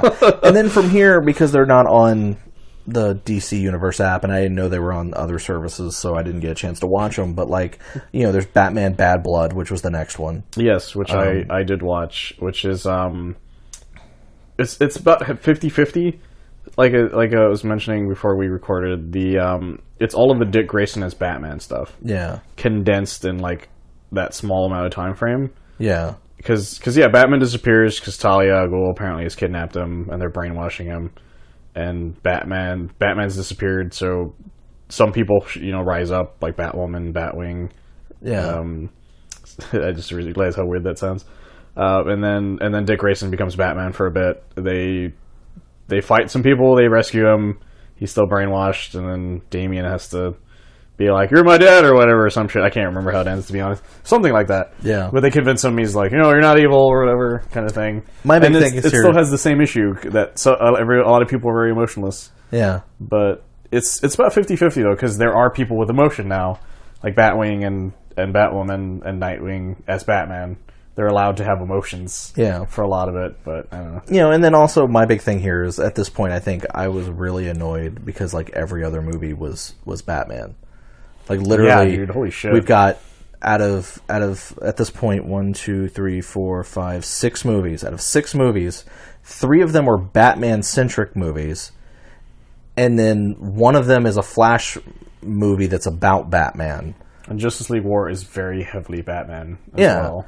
And then it's so I mean it's literally like 80% Batman. Like this is 80% Batman story. It's pretty ridiculous. And so I kind of just got pissed off at like even though I hadn't watched any of these, like I'm just kind of like, well, fuck DC's animated. Like, call me when you actually get off your ass and make something other than Batman. I was really frustrated with them for a long time because most of their movies, actually even now, a lot of they're still mostly Batman. Like they've given me some Superman stuff here and there. Yeah, I mean, like they just did Unbound and all those movies. Yeah, Superman Unbound, which was alright, whatever. Superman versus the Elite, which was alright, whatever. Also, All-Star Superman, which I thought was good. It was great. And then you get Batman Ninja, which was fun because it was fucking crazy. Yeah, and then you got the upcoming Batman Hush, which is actually in continuity with all of this. I actually like the Hush storyline, so I'm actually looking forward to that one. Yeah, but after Bad Blood is Justice League versus the Teen Titans. That movie is actually a lot of fun. So I looked up review scores for all these movies, and it's kind of funny because it seems like the first 6 movies are predominantly disliked. Yeah. Like heavy disliked. And it seems like Bad Blood has better reviews than the previous movies, but it's still not as good as the later movies. Yeah. And then starting with Justice League versus Teen Titans, like it's pretty consistent, like 90% on Rotten Tomatoes, 90% on Metacritic, and or better. Yeah, and you want to know what it is? People with an emotion. Yeah. Because the plot of Justice League versus Teen Titans is that, like, I almost said Etrigan. What's his name? Raven's dad. Oh, Trigon? Trigon is trying to get to Raven, and so, but in the middle of all this, Nightwing is like, Damon, you're a dick. Like, not as me as Dick Grayson. You're just an asshole. So I'm going to throw you into the Teen Titans so they can teach you to be a person, kind of thing. Yeah. And in this universe, Starfire and Dick Grayson are older people. Yeah, and they do establish in the Batman versus Robin. There's a scene where Dick Grayson is walking around the mansion on his cell phone. He's like, "You're wearing what? The lacy one? Oh, man, I can't come over tonight. I'm sorry, I got to babysit. No, literally, I've got to babysit Damien. Yeah. Kind of thing. But maybe tomorrow. I promise I'll come over tomorrow." And he never says who he's talking to. But then there's a scene where they show a call coming in from Alfred, and it's behind the incoming call from Alfred Pennyworth is a picture of Corey. Yeah. So he's talking to Starfire. And there's a sex joke in the middle of Teen Titans as well, Yeah. or in Justice League versus Teen Titans. Like, somebody says something about like exerting yourself, and she starts spouting out that, yeah, Dick's really good at exerting himself for a long period of time. He's like, no, we don't have to talk about that. But what it is that like the other Titans who are teenagers is like it's Beast Boy, Raven, Blue Beetle, and like I know there's one other one, but I can't remember who it was. But they're like, he's just like, you're going to be in charge of these people. He's like, well, I'm in charge. And he's like, no, you're not. He's like, I'm in charge. And then eventually Trigon takes over the Justice League, who are going after Raven, and so Batman knocks him his own self out, so he doesn't get controlled. So Batman's out of most of the movie, luckily, because of it. And so it's up to Damian and the Teen Titans to figure out how to free the Justice League. But also has one of my favorite random plans that ever, because his plan is, okay, we're just going to save Superman and just let him take care of the rest of the Justice League. Because that's basically what happens, is that like they get a piece of kryptonite, they knock him out, he wakes up. The Flash attacks Superman. He fucking breaks Flash's leg because he's like running around in a circle, and he's just like, it's just like the rest of the movie is like, yeah, we woke up Superman, so he's just gonna take care of everything else for a little bit, and then but then they have to fight Trigon himself, and it's a lot of fun, to be honest. Like it's just one of those things. It's like, this is what I wanted from some of those other movies. Yeah, like fun character moments, because there's a part where the Teen Titans are just hanging out in an amusement park, just like fucking around, and that's kind of fun. The same with Starfire's relationship with them. Cyborg has this like fun relationship with the Teen Titans, like way he's supposed to, or because even though he's a member of the Justice League, he's like, this just feels right, kind of thing. And I thought that was kind of fun. And so Justice League versus Teen Titans was one of the first times I'd watched one of those movies, and I was like, you know what, I genuinely enjoyed that. and then after that, I don't think I watched the one afterwards. Well, the one after it was Justice League Dark. Yeah, I didn't see that one. I saw the beginning of it. Yeah, I bought that on Blu-ray. It was the first R-rated one too, wasn't it? Yeah, I mean, here's the thing. All of these have actually been really graphic. Like, they have very mature jokes. There's a lot of blood. There's a lot of people getting killed and stuff like that. I honestly, watching all of these, one of my biggest things was, who are these for? Yeah, that was the thing. I couldn't tell. Because they're animated, so you would think, oh, these are for kids. But, like, no, there's, like, people getting dismembered and fucking jokes. Murdered, and there's sex jokes, and... It's like, who? Okay, sure. But it's a weird kind of thing. It's like somebody wants to adapt the actual way a comic book is, which is that's how they are. Like, actual comic books are that kind of graphic. Yeah. But, so they're trying that, but somebody thought, hey, let's just only do it with Batman for a long time. And then when they finally got to this point, I felt like, okay, now you guys are being more diverse again. Because I never saw Justice League Dark. Cause I like Justice League Dark. They got the actor who played Constantine in the TV series to do the voice of Constantine in this, which I think he is great. He is fucking great as Constantine. I was kind of curious about him when the show was first announced, and then he played, then I watched the show, and that first season is fucking great. Like, it sucks that it got canceled. Yeah. And then there's this, which is Justice League Dark. They got him to do the voice again, and it's part of this continuity of these animated cinematic films.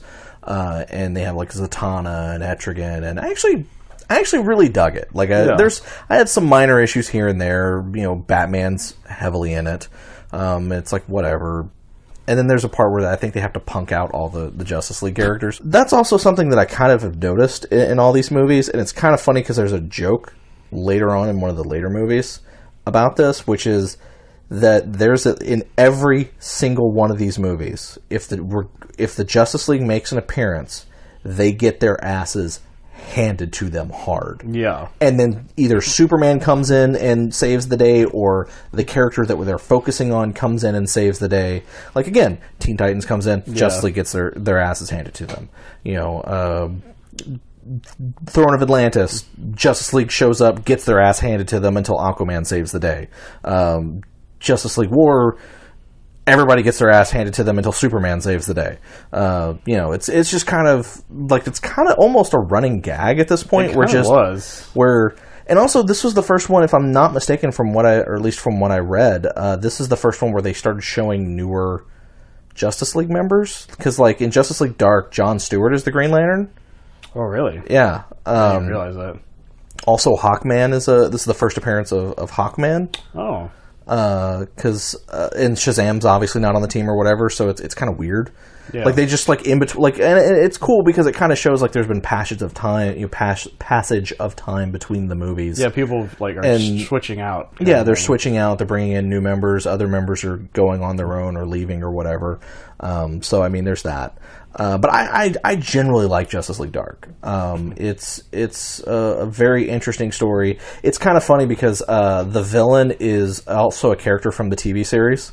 Oh, really? Played by the same actor who played that character in the TV series. That's kind of awesome, actually.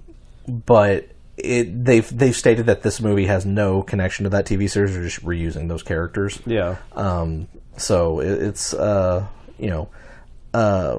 but it's cool. It's an interesting little story, and I actually was kind of hoping that we might see more Justice League Dark stuff. I was really happy that they made some small push for the Justice League Dark characters, and even now they're still kind of making some of that stuff. Yeah, that's what I heard. Yeah, I mean, I'm kind of hoping they're willing to do more. Constantine's been showing up in a lot of stuff too. Yeah, actually. I mean, he was in Justice League Action as well, which caught me the fuck off guard. yeah. He's also appearing in, he's one of the main cast members of Legends of Tomorrow right now. It's a damn good move on their part. Yeah, and that season's been pretty good. That's what I hear. Especially when you find out the reason that he's actually on the team. Which is, I won't go into spoilers for anyone who may not be watching it. It's pretty interesting. Because they kind of do a reference to the comic, but to the original Constantine comics, but kind of twisted a little bit for modern. Oh, okay. But yeah. So, but this neither here nor there. So, Justice League Dark, I thought was great. like I bought it cheap, like on sale, because I like the idea. I like the Justice League Dark comics that this was loosely based on. Yeah. And I'm there was a lot of like random Justice League teams around this time too. Yeah, with the New 52. Yeah, because there's Justice League America, Justice League Dark. I want to say there's another one, but I can't remember. International? Probably. I just know that eventually they all fought, and then Forever Evil happened, which I think. Well, I'll mention that in a little bit. Yeah. But, and then after Justice League Dark, they did Teen Titans The Judas Contract, which Judas Contract is originally a story that's probably the most famously regarded Teen Titans story from Marv Wolfman's run. Yeah, it comes up so often. It even happened in the Teen Titans cartoon. Yeah. Or parts of it, not like, the weirder it's parts of it. But yeah, so it's definitely one of those things where... has a Kevin Smith cameo, apparently. Oh, okay. Yeah. Beast Boy goes on a podcast. Oh. And Kevin Smith is the host of that podcast. Apparently. Nice. So I heard actually some pretty good things about that one. Yeah, I haven't seen that one. I'm assuming you have not seen it. No, I haven't seen it. So we'll skip by it's all on Hulu, though. Yeah. After that was Suicide Squad Hell to Pay. That one I heard was really good. Yeah. I remember seeing a lot of previews on it because they wanted it to be a grindhouse kind of film. And I saw chunks of it, and it is violent as hell. Yeah. When it wants to be. And then the most recent one that has come out, or not the most recent one that's come out, but the most recent one that we've seen is The Death of Superman. Which, wow, that movie I did not expect to like as much as I did. Yeah, like they made some interesting choices, I felt. Again, spoilers. I guess this entire Superman podcast... dies in The Death of Superman. Oh, shit. No. Who saw that coming? So in this, Lois doesn't know that Clark is Superman. Yeah. And they kind of hint at the fact that Clark and Lois have a secret relationship in the office. And also that when she hangs out with Superman, she's super, super into Clark at that moment. Yeah. Which I thought was sort of a funny thing at the same time. I like the fact that he even makes the comment. I was like, you're always so feisty after you spend time with him. What's that about? I just think it's hysterical. Because, the fact that he can say that, he's just, he's giggling to himself as he's saying that. And the fact that he makes that joke where he's just like, I could, wear tights, even knowing that might actually, accidentally blow his cover, is I could totally do that if you wanted to. And she actually thinks about it, was what makes it really funny to me. Their relationship, from the get-go, you're just I love both of these two, right away. Yeah. I mean, my biggest problem with this one is the very beginning, he stops a crime, which was really cool. Really cool thing from the comics or whatnot. And then at the end, he calls in the Justice League to do cleanup duty. And the Flash shows up, and he's like, wait, you just need me to clean... No, I'm not doing it again. I'm not doing it, I'm not your fucking cleanup boy. That's all you guys ever call me here for, is to clean up after your messes. And it's like, man, why you gotta treat Flash like that? Yeah, but I appreciated the joke he makes after they leave. It's I wonder if the Teen Titans have an age limit. Yeah, I did like that. But I also do like the fact that everyone kind of in these movies. One of the things I actually do like that they've kept from the comics is that while everyone kind of treats Flash like he's a joke, the only one who really treats the Flash like he respects him and totally is on par with him is Batman. Yeah, Batman always talks to the Flash like, hey, you're a detective just like me. Good work, buddy. In Justice League War, the two of them, from the get-go, Batman's I think you do great work. And Flash is that's fucking awesome. Yeah. So there's kind of, but everyone else kind of looks at the Flash you're just a joke. But what I also liked is the fact that it also shows the passage of time, even with Flash. Yeah. Because he's talking about, I'm going to marry Iris later. And Clark just has that moment where he's just does she know about, all of this that's going on right here? He's so weird about it, the way Clark mentions it. Yeah. As if it's outing somebody or something. Yeah, and he even goes, he's like, yeah, man, I told her a long time ago. I mean, he's it would be weird if I didn't. Yeah. Yeah, and everyone's literally like, you clearly love this woman, tell her. And he's like, I don't know. My favorite thing is the fact that how sheepily he asks him. This is the most powerful dude in the known fucking planet. And he's just weirded out at the idea of being open with somebody. Yeah. And they do a good job of kind of explaining why he's that way. Yeah. Which is, because he's had to hide who he is for so long that if anyone were to find out, it could not only harm him and his life that he has, like they even imply that there's been times where other people have found out that he had powers and he had to leave.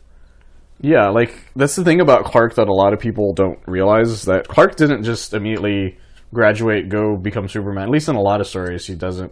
He goes out and he tries to be something. He tries to, like, learn what he's going to do with his life. There are little storylines in between before he became Superman where somebody found out he had powers and shit did not go well for them after that. Yeah. But at the end of the day, though, it taught him more about his responsibilities.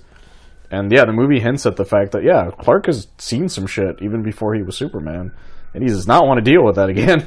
Yeah, and also he knows that if someone else knows that he's Superman, that could be used to hurt them to find out that what they know. Yeah. So he doesn't know if he wants to put that on Lois. He's very much like, I don't know if I want, because that. Well, not only that, you're putting the secret of literally the most powerful person on the planet, like on your shoulders. Yeah, it's like that could fuck up anybody. Yeah, like let alone like. Also, I apologize for the sirens you may be hearing on this audio right now. I do not know what's going on in my apartment complex. They're after us for Superman secret. But I'm not. I don't live too far away from a police. There's a police station. So, police station, not too far. Down the road. There's also a fire station, and we're a block away from the Domino's. the ER, the emergency hospital. Oh yeah, that's true. It's in actually. Yeah, so but also the Domino's. Yeah, there's also a Domino's. Yeah. Win-win. Hey, it's Chipotle in that same parking lot. Get a cop to deliver a pizza. It works just fine. Yeah, that's good use of 911. Exactly. But anyways, the thing, and this is kind of this is all before Doomsday even shows up. By the way, this is all before Doomsday. Like, there's a lot of really good like character moments with Clark and not just Diana. Yeah. I mean, between Clark and Diana, like there's the whole point where she calls him Clark, and he's like, "Not we're in the field. You got to call me Superman." It's like, stop it. And he's like, "Diana, you can't call me that." And she's like, "You just called me Diana." And he's like, "Yes, but you want everyone to call you Diana. Like, people know who you are." It's like this is different, okay? Yeah, and it's a really interesting, because you kind of get that whole. I got more of the idea of what the relationship was like from this than I did from any of their other movies. I agree with that. Like, it was just kind of funny to me. It's just, but also the fact that he was just very sheeply.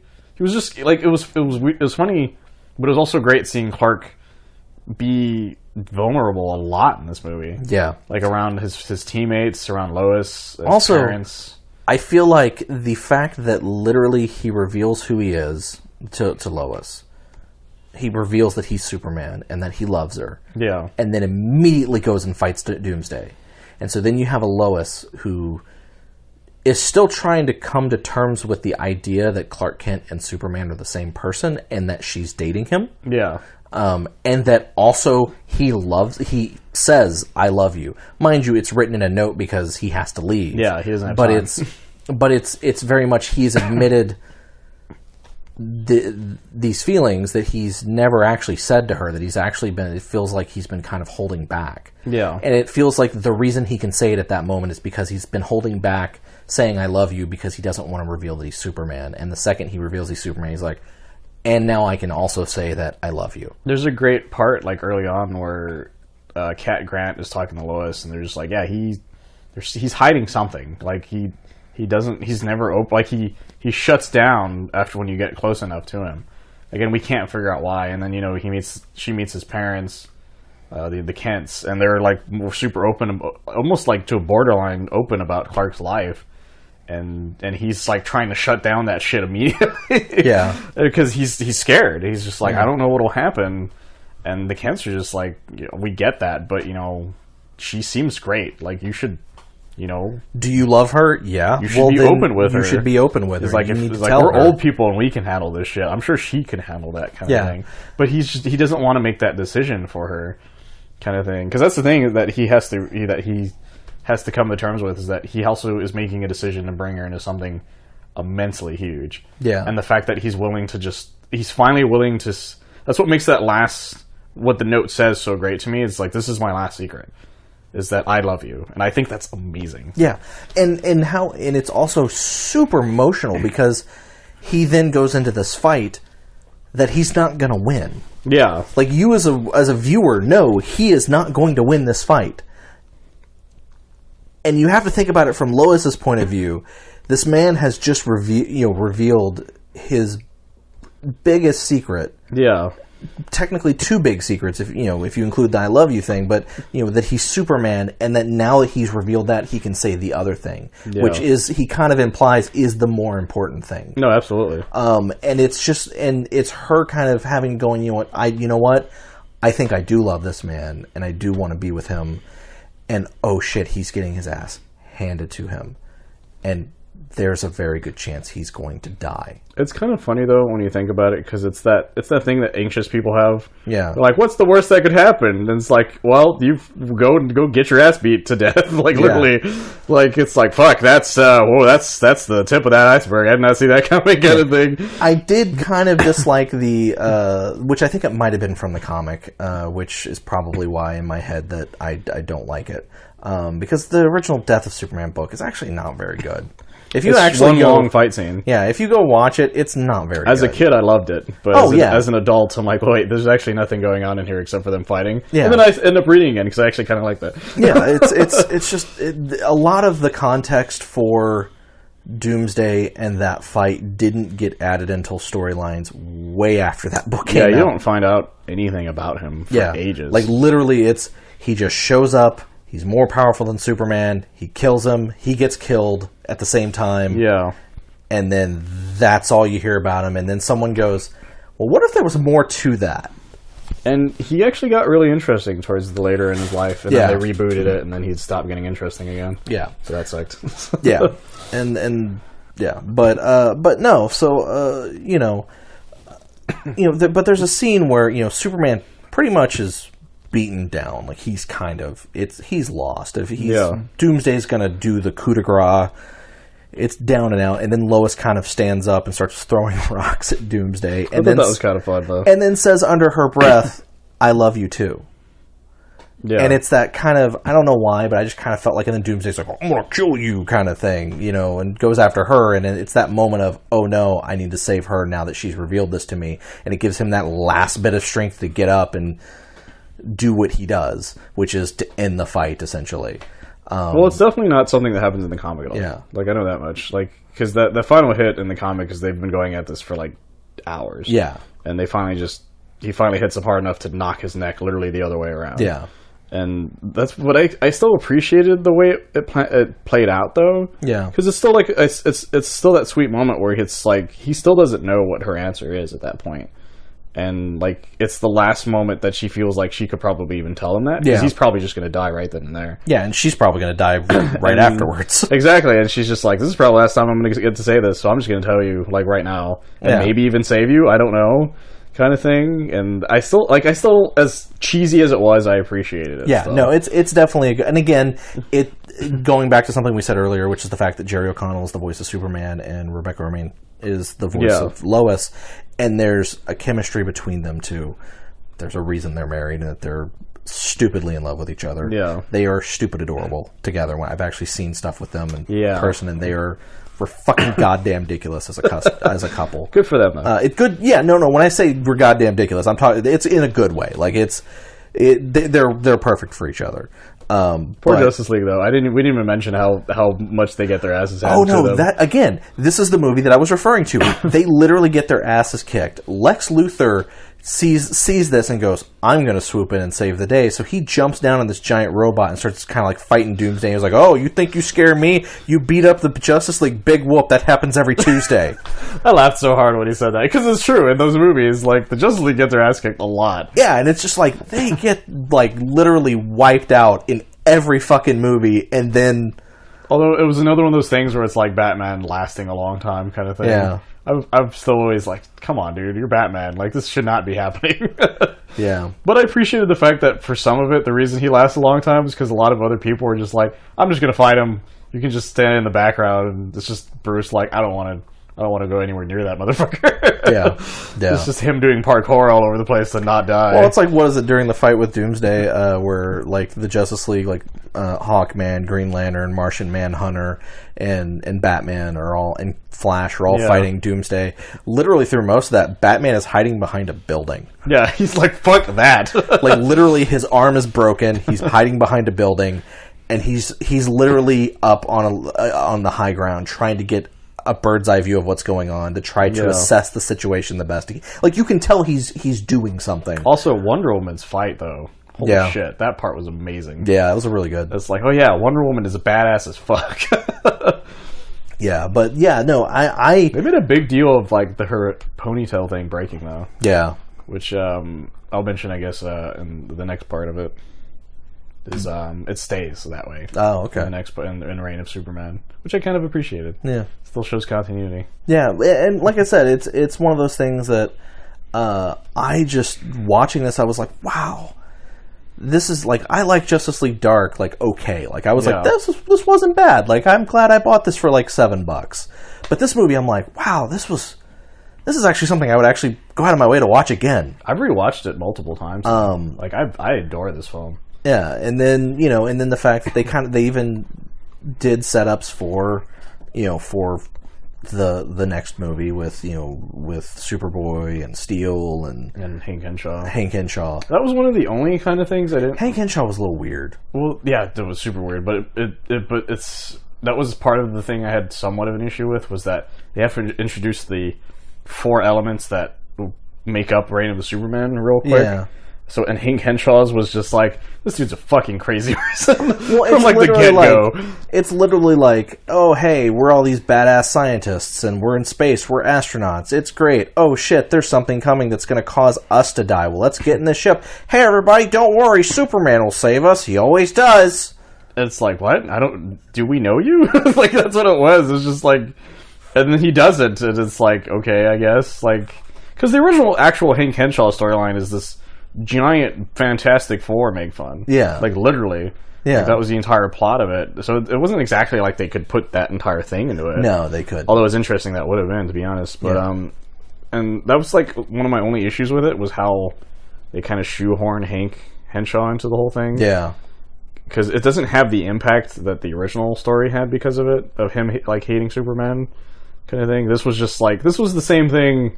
This was like Electro from Amazing Spider-Man 2. Yeah, I was like, well, you were supposed to save me, it's and a you hero never worship did. That went bad. Like that, Batman Forever with Bruce Wayne and Riddler kind of thing. Yeah. It's a trope that I'm not a fan of anymore. Yeah. Kind of thing. Like, I was fine with the Superboy stuff and Steel stuff, because, that makes sense. And Eradicator is, like, hinted at with the Matrix thing. Whatever. Yeah. And, yeah, the ending is great. It teases, it teases the reign of the Supermen at the end. And I think what's funny is that's not even the next movie.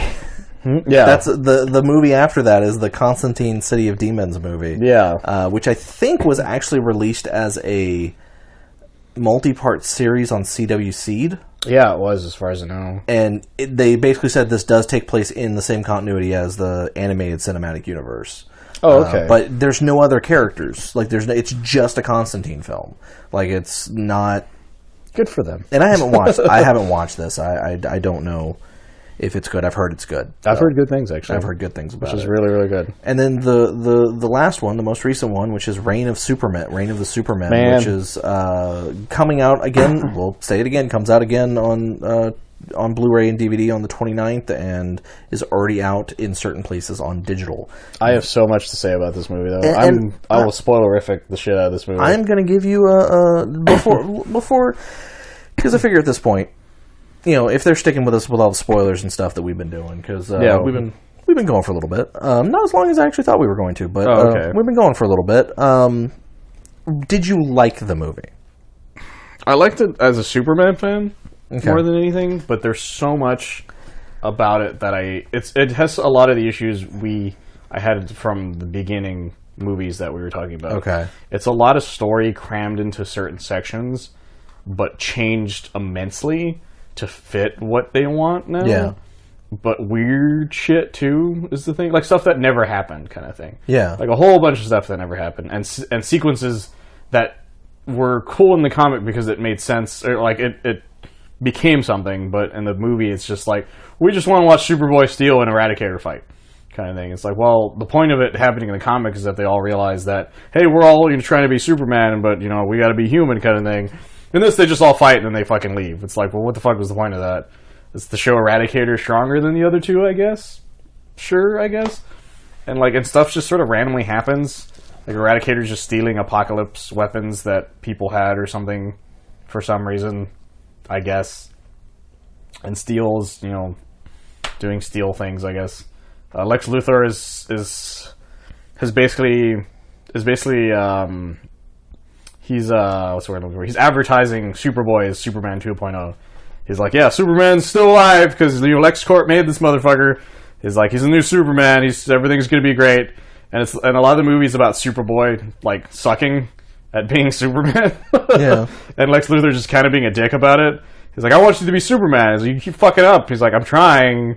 He's like, well, stop fucking up, kind of thing. Like Lex is just like is a borderline abusive father kind of thing. Like he's not like attacking him or anything. He's just telling him he's fucking up constantly. And he's like, I can get rid of you. He's like, I made you, and I can get you the fuck out of here, kind of thing. And then which I kind of thought was interesting. And it's also Lois trying to figure out who these new Supermen are. And then eventually there's it only shows some of them, and then the cyborg Superman shows up, and he's trying to be, he's like, I'm Superman, and a lot of people believe he's Superman, but not everybody believes he's Superman. The Justice League are still trying to figure out what to do. They're constantly swamped since Superman died. They didn't realize how much stuff he did, kind of thing. Yeah. It's like the part where in Parks and Recreation where Leslie gets sick for a day, and they didn't realize how much shit she did, kind of thing. They're like, yeah. Like, Wonder Woman just outright tells Lois, like, you have no fucking idea how much shit that dude did. He's like, we are fucking swamped. You have no idea. And Lois is just trying to figure out what's going on with all these Supermen. And she's like, I'm gonna ask them. Like, I know exactly what to ask them, though, to figure out if they're the real Superman. Which is, what is your last secret? Which I thought was kind of nice. Oh, that is nice. And so she only actually asks the cyborg Superman, and he's like, well, I have no idea, kind of thing. He's just like, but I don't remember. But then he gets in this monologue, he's like, I don't remember a lot of stuff in the past, few months or whatever. And she's still like, no, I don't believe that's who that dude is. But the issue I have is, in the middle of the movie, out of nowhere, a boom tube shows up. The president's christening a Justice League watchtower. And a boom tube shows up and falls on the Justice League, and the Justice League just disappears. And Cyborg Superman saves the president. And then everyone's like, he is the actual Superman. Well, it turns out Cyborg Superman is an agent of Darkseid for some reason. He found Hank Henshaw, threw him in a Superman body, and went, "You're my bro now," and just threw him back in the Earth, kind of thing. And so it's a whole plot for Darkseid to take over Earth by getting rid of the Justice League. And then for some reason, the Cyborg Superman's like, "Well, you guys can be heroes," and he pulls out these Superman symbol looking robot things that you stick on your chest and you become a cyborg essentially. And he just sticks it on a bunch of people, and now there's evil cyborg people everywhere. It's very strange. And it's a bunch of stuff that doesn't make any sense even from the original comic, because none of it happened, kind of thing. And then it culminates into Darkseid's about to invade. Superman comes back to life. Steel finds him or whatever. The Eradicator's a hologram now, I guess, instead of an actual person. Weird. Yeah, it was really weird. And then the final battle is Superman going there. Lois convinces Cyborg Superman that Superman's yours to kill, not Darkseid. So he turns off the boom tubes, and then they launch the Watchtower. They have a climactic fight. Superman gets his powers back way super easily, to the point that I was like, why didn't you just get him back earlier? It doesn't make any sense the way you got him back now. That's not okay, sure. And then he stabs the... it's really weird, the whole thing. There's some fun moments in it, but overall it's just what the fuck was that? It was just a series of really strange changes that don't really make a lot of sense. They didn't know what to do with it, because they couldn't really make it the same thing, because you can't just destroy Coast City in the middle of a movie that has Hal Jordan as a member of the Justice League, kind of thing. Yeah. You can't just do that part of it, but the changes were just kind of strange. Even the way they beat Cyborg Superman was strange. But it has mullet Superman, all in all of his mullet glory. which I thought was fucking hysterical, but also like, yeah, mullet Superman, let's do this shit. But yeah, after it ends, you're just like, well, it's kind of nice because, you know, he ends up with Lois, like everything turns out great, and he wears his rebirth costume at the end of the movie. So now he has the yellow S on the back. He's got the red buckle with the yellow in the middle of it, and it has a teaser for, I guess, Lex joining the Justice League. Because in the middle of the movie, he saves the Justice League with another boom tube that he had or some shit. Yeah. It was just, I don't know, it's just strange. Like, I don't really know how to put it into words. Like, other than that, like it's a fine, it's okay. Like, to me, it's like Bad Blood, where, like, some of it's good, but some of it's really bad, in my opinion. Yeah. But, like, I think it's just fine, to be honest. Like, I give it an 8 only as a giant Superman nerd, but okay. Anything else, I'd give it like a 7 at most.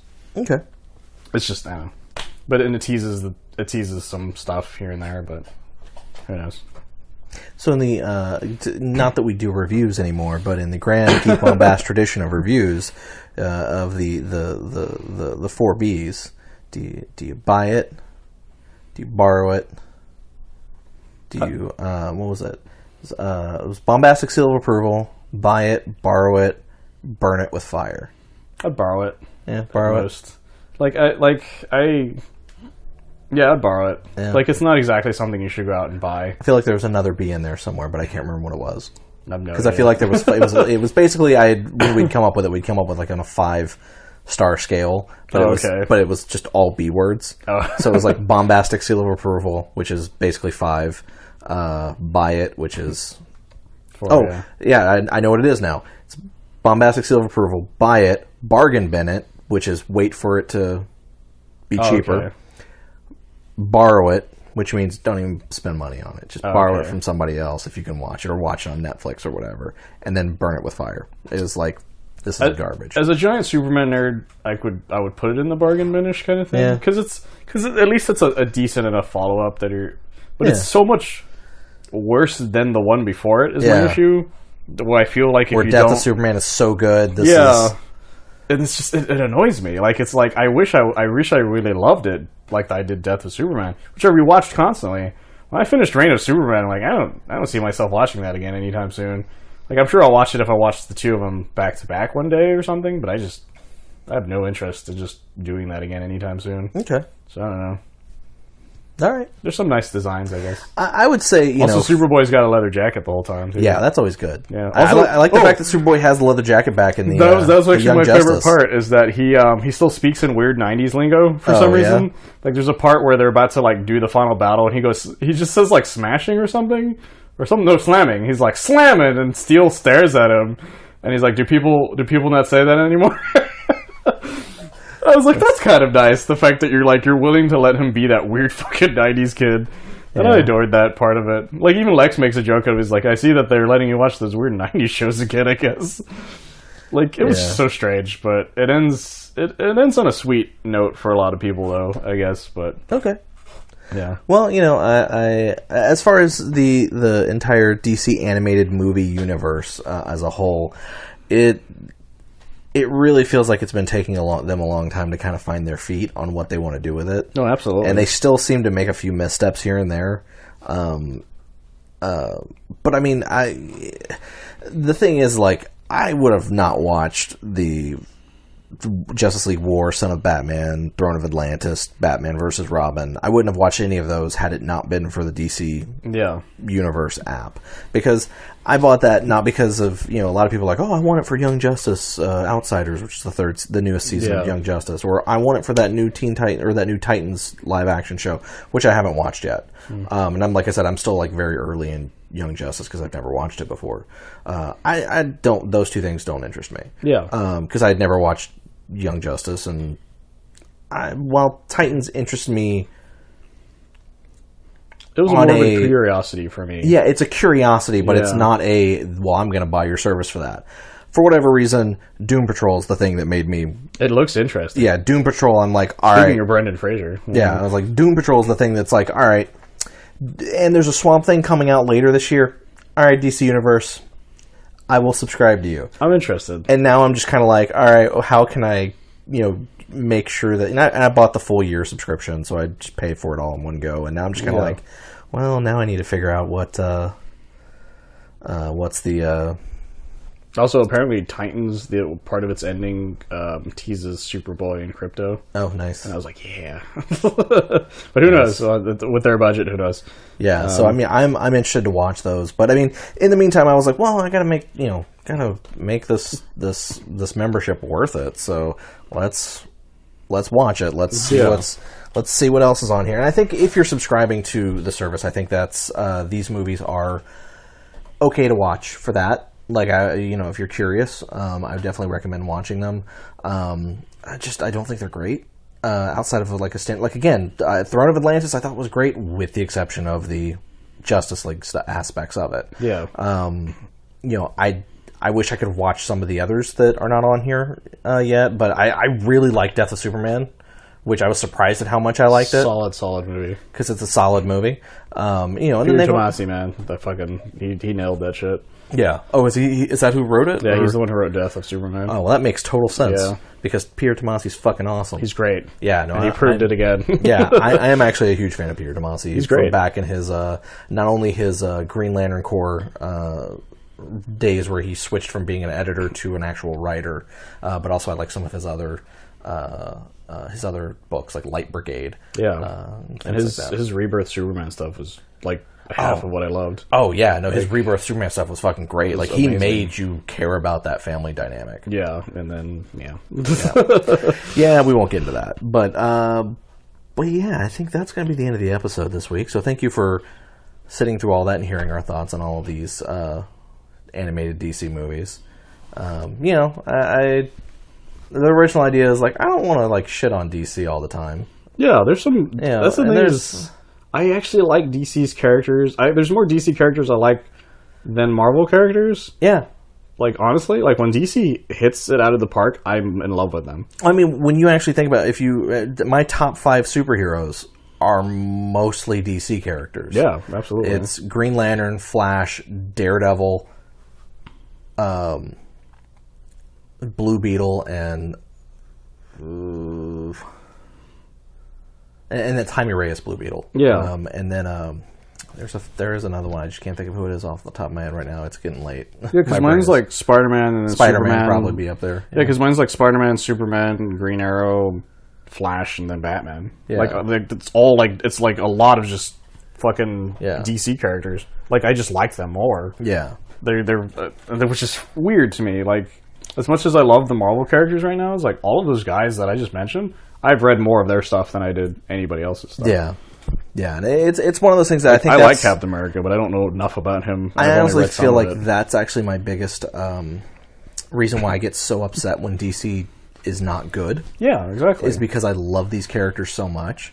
And, with Superman, I just want a Superman that's Superman.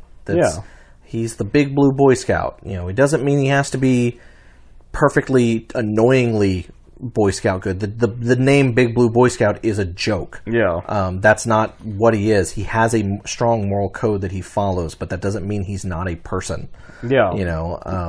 People only see him as one of two things. One is like an impossible super god, or a character that's too nice for his own good. Yeah. But that's the problem, is he's neither of those things. Yeah, he's neither. As a matter of fact, I think, and this is I was going to go into ending the thing, but I guess this is a little tangent I'll go on.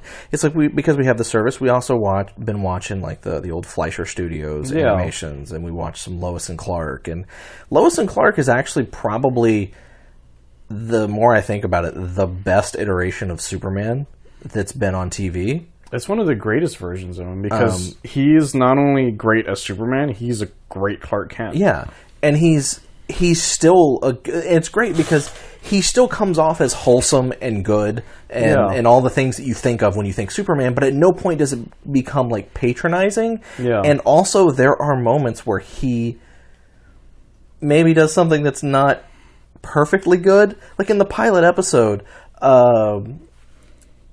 Yeah, he fucks with people.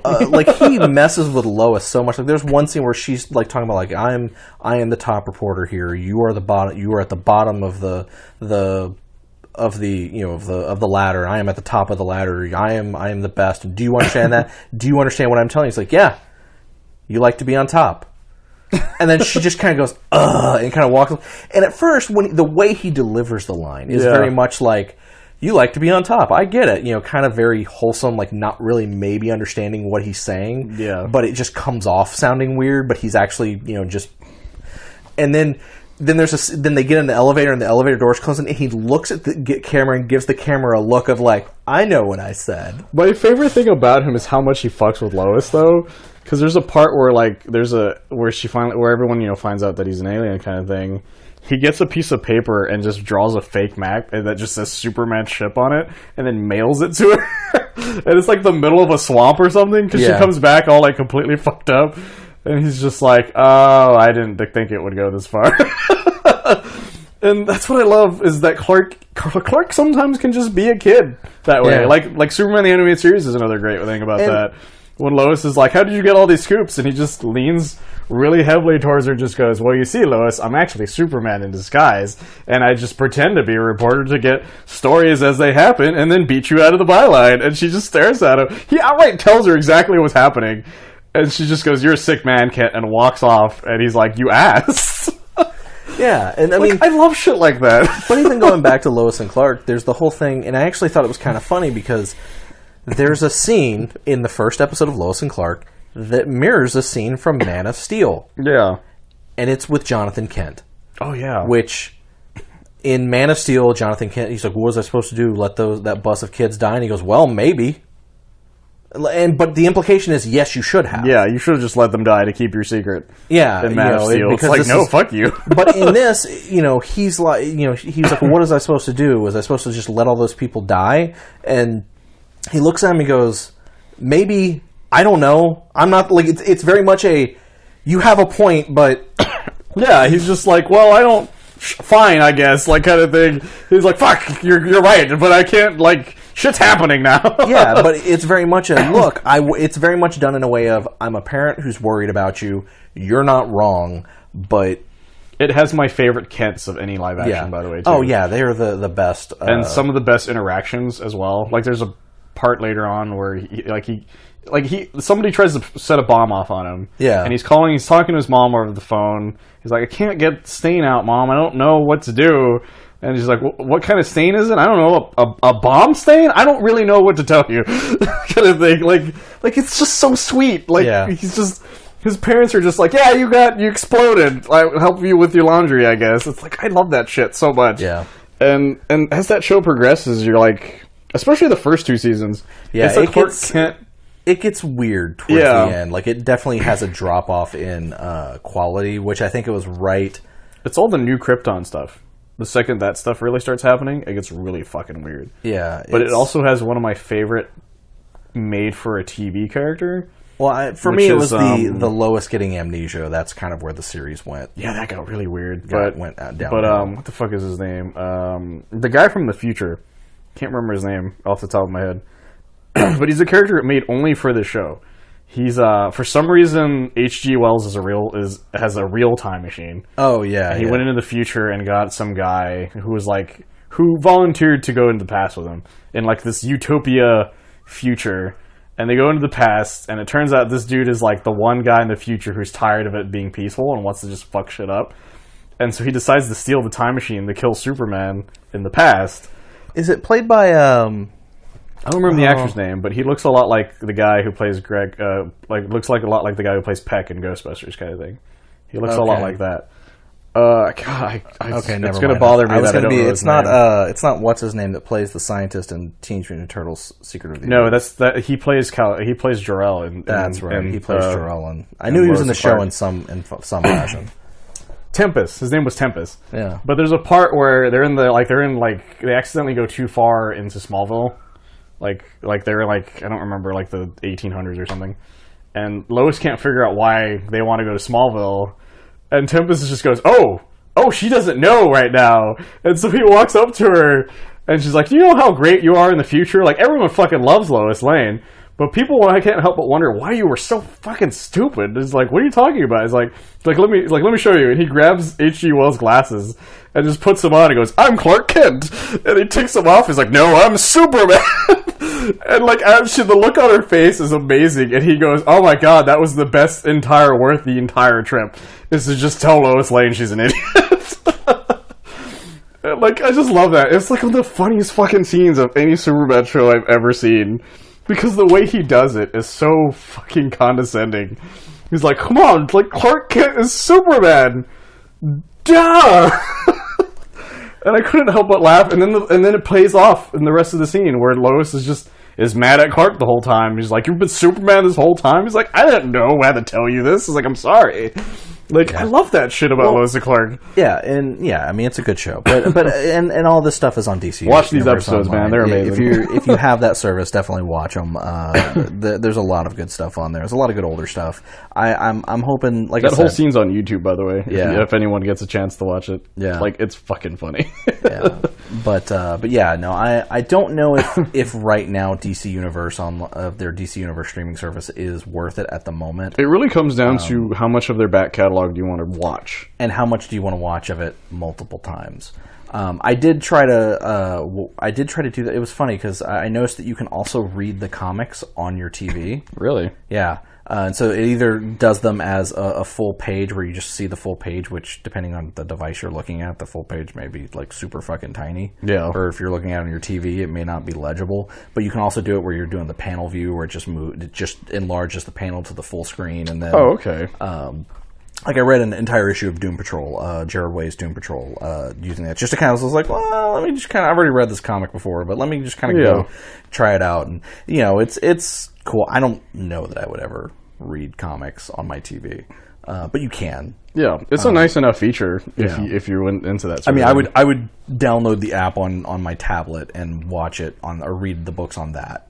I would rather do that than watch it. I feel like if you have a kid, that's a fun way of just going through comics. Yeah, and that's definitely a good thing. And I think that's actually probably, if you're going to be getting the DC Universe service, I feel like if you're going to get it right now, get it for the comics. Yeah.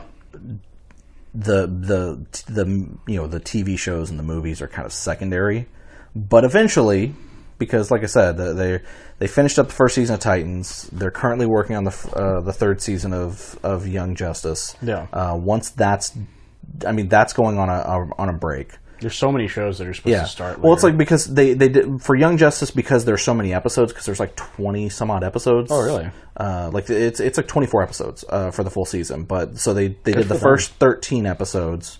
They just wrapped that up, and then that's going on break. And then in the next couple of weeks, the first season of Doom Patrol happens, and then I think after Doom Patrol is the second half of Young Justice. And then after that is going to be the Harley Quinn cartoon. And then after that is supposed to be one other show, and then Swamp Thing. Yeah, I think it's supposed to be Swamp Thing and then Stargirl. Because I think they're filming Swamp Thing stuff right now. Oh, okay. So it before the year's end, we're supposed to get a lot of cool stuff. And I'm sure they've announced one other DC movie besides Batman Hush as well. Which is Justice League versus the Fatal Five. Yeah. Which is going to be animated the way Justice League Unlimited was. Oh, okay. And they got George Newbern back. Same with Kevin Conroy and I blanking on Wonder Woman's voice actor's name, and I'm going to hate myself. For forgetting that. Something Delisle? I can't remember. But they're all three of them are going to be in it, and then they're going to add what's her name? Jessica Cruz, the new Green Lantern. She's going to be in it as well, and they're going to make her like an introvert, kind of anxiety-ridden person. Well, I mean, that's who she was. Yeah, but as even in this, which I appreciate, they're going to keep her that way in the movie. So I think that's interesting. Yeah, but yeah. So I mean, there's a lot of good stuff coming down the line for that service. Like I said, I don't know if it's 100% worth it right now. Just depends on how much you really want to read DC Comics.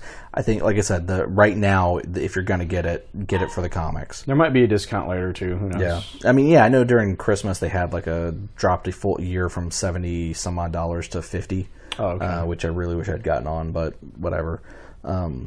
But yeah, so that's it. That's the end of this episode. We've been going on a little bit too long, and I apologize about that for that little Tangents. There. Yeah, well, that last tangent. I said I was wrapping it up a long time ago, and then went into a huge. Well, when you tangent have me on, tangents are bound to happen. Well, yeah, but then I just suddenly wanted to talk about Lois and Clark. I always want to talk about Lois and Clark. Yeah, I will talk about Lois Clark for fucking hours, people. I have seen that entire show so many times. Same here. Same here. Good. But anyways. So good. I named my dog Dean half because of that fucking show. You named your dog Dean because of Supernatural. I did it for both reasons, and you know it. But as always, thank you for watching, or listening, I should say. Not watching, because this is audio only. You can watch it sometimes. Well, I mean, on you YouTube. You can stare at it on your phone. I did this new thing on YouTube where all the previous episodes, except for last week's episodes, don't have this, but there's now, you can see the waveform as we're talking on the YouTube video. I don't know anyone would actually care about that, but it makes me happy. Man, if I could edit it, I'll just make it like Knight Rider, like a Kit's little voice thing where it goes up and down. Yeah, no, it does that. Amazing. It does that. That's what it is. Oh, okay. It's literally just the waveform going up and down. My Google Home calls me Michael Knight. Nice, nice. I couldn't resist. But yeah. So obviously, if you like the show, you can subscribe to us on YouTube. We're hoping to do some YouTube videos sometime soon, within the next couple of weeks. I don't know when.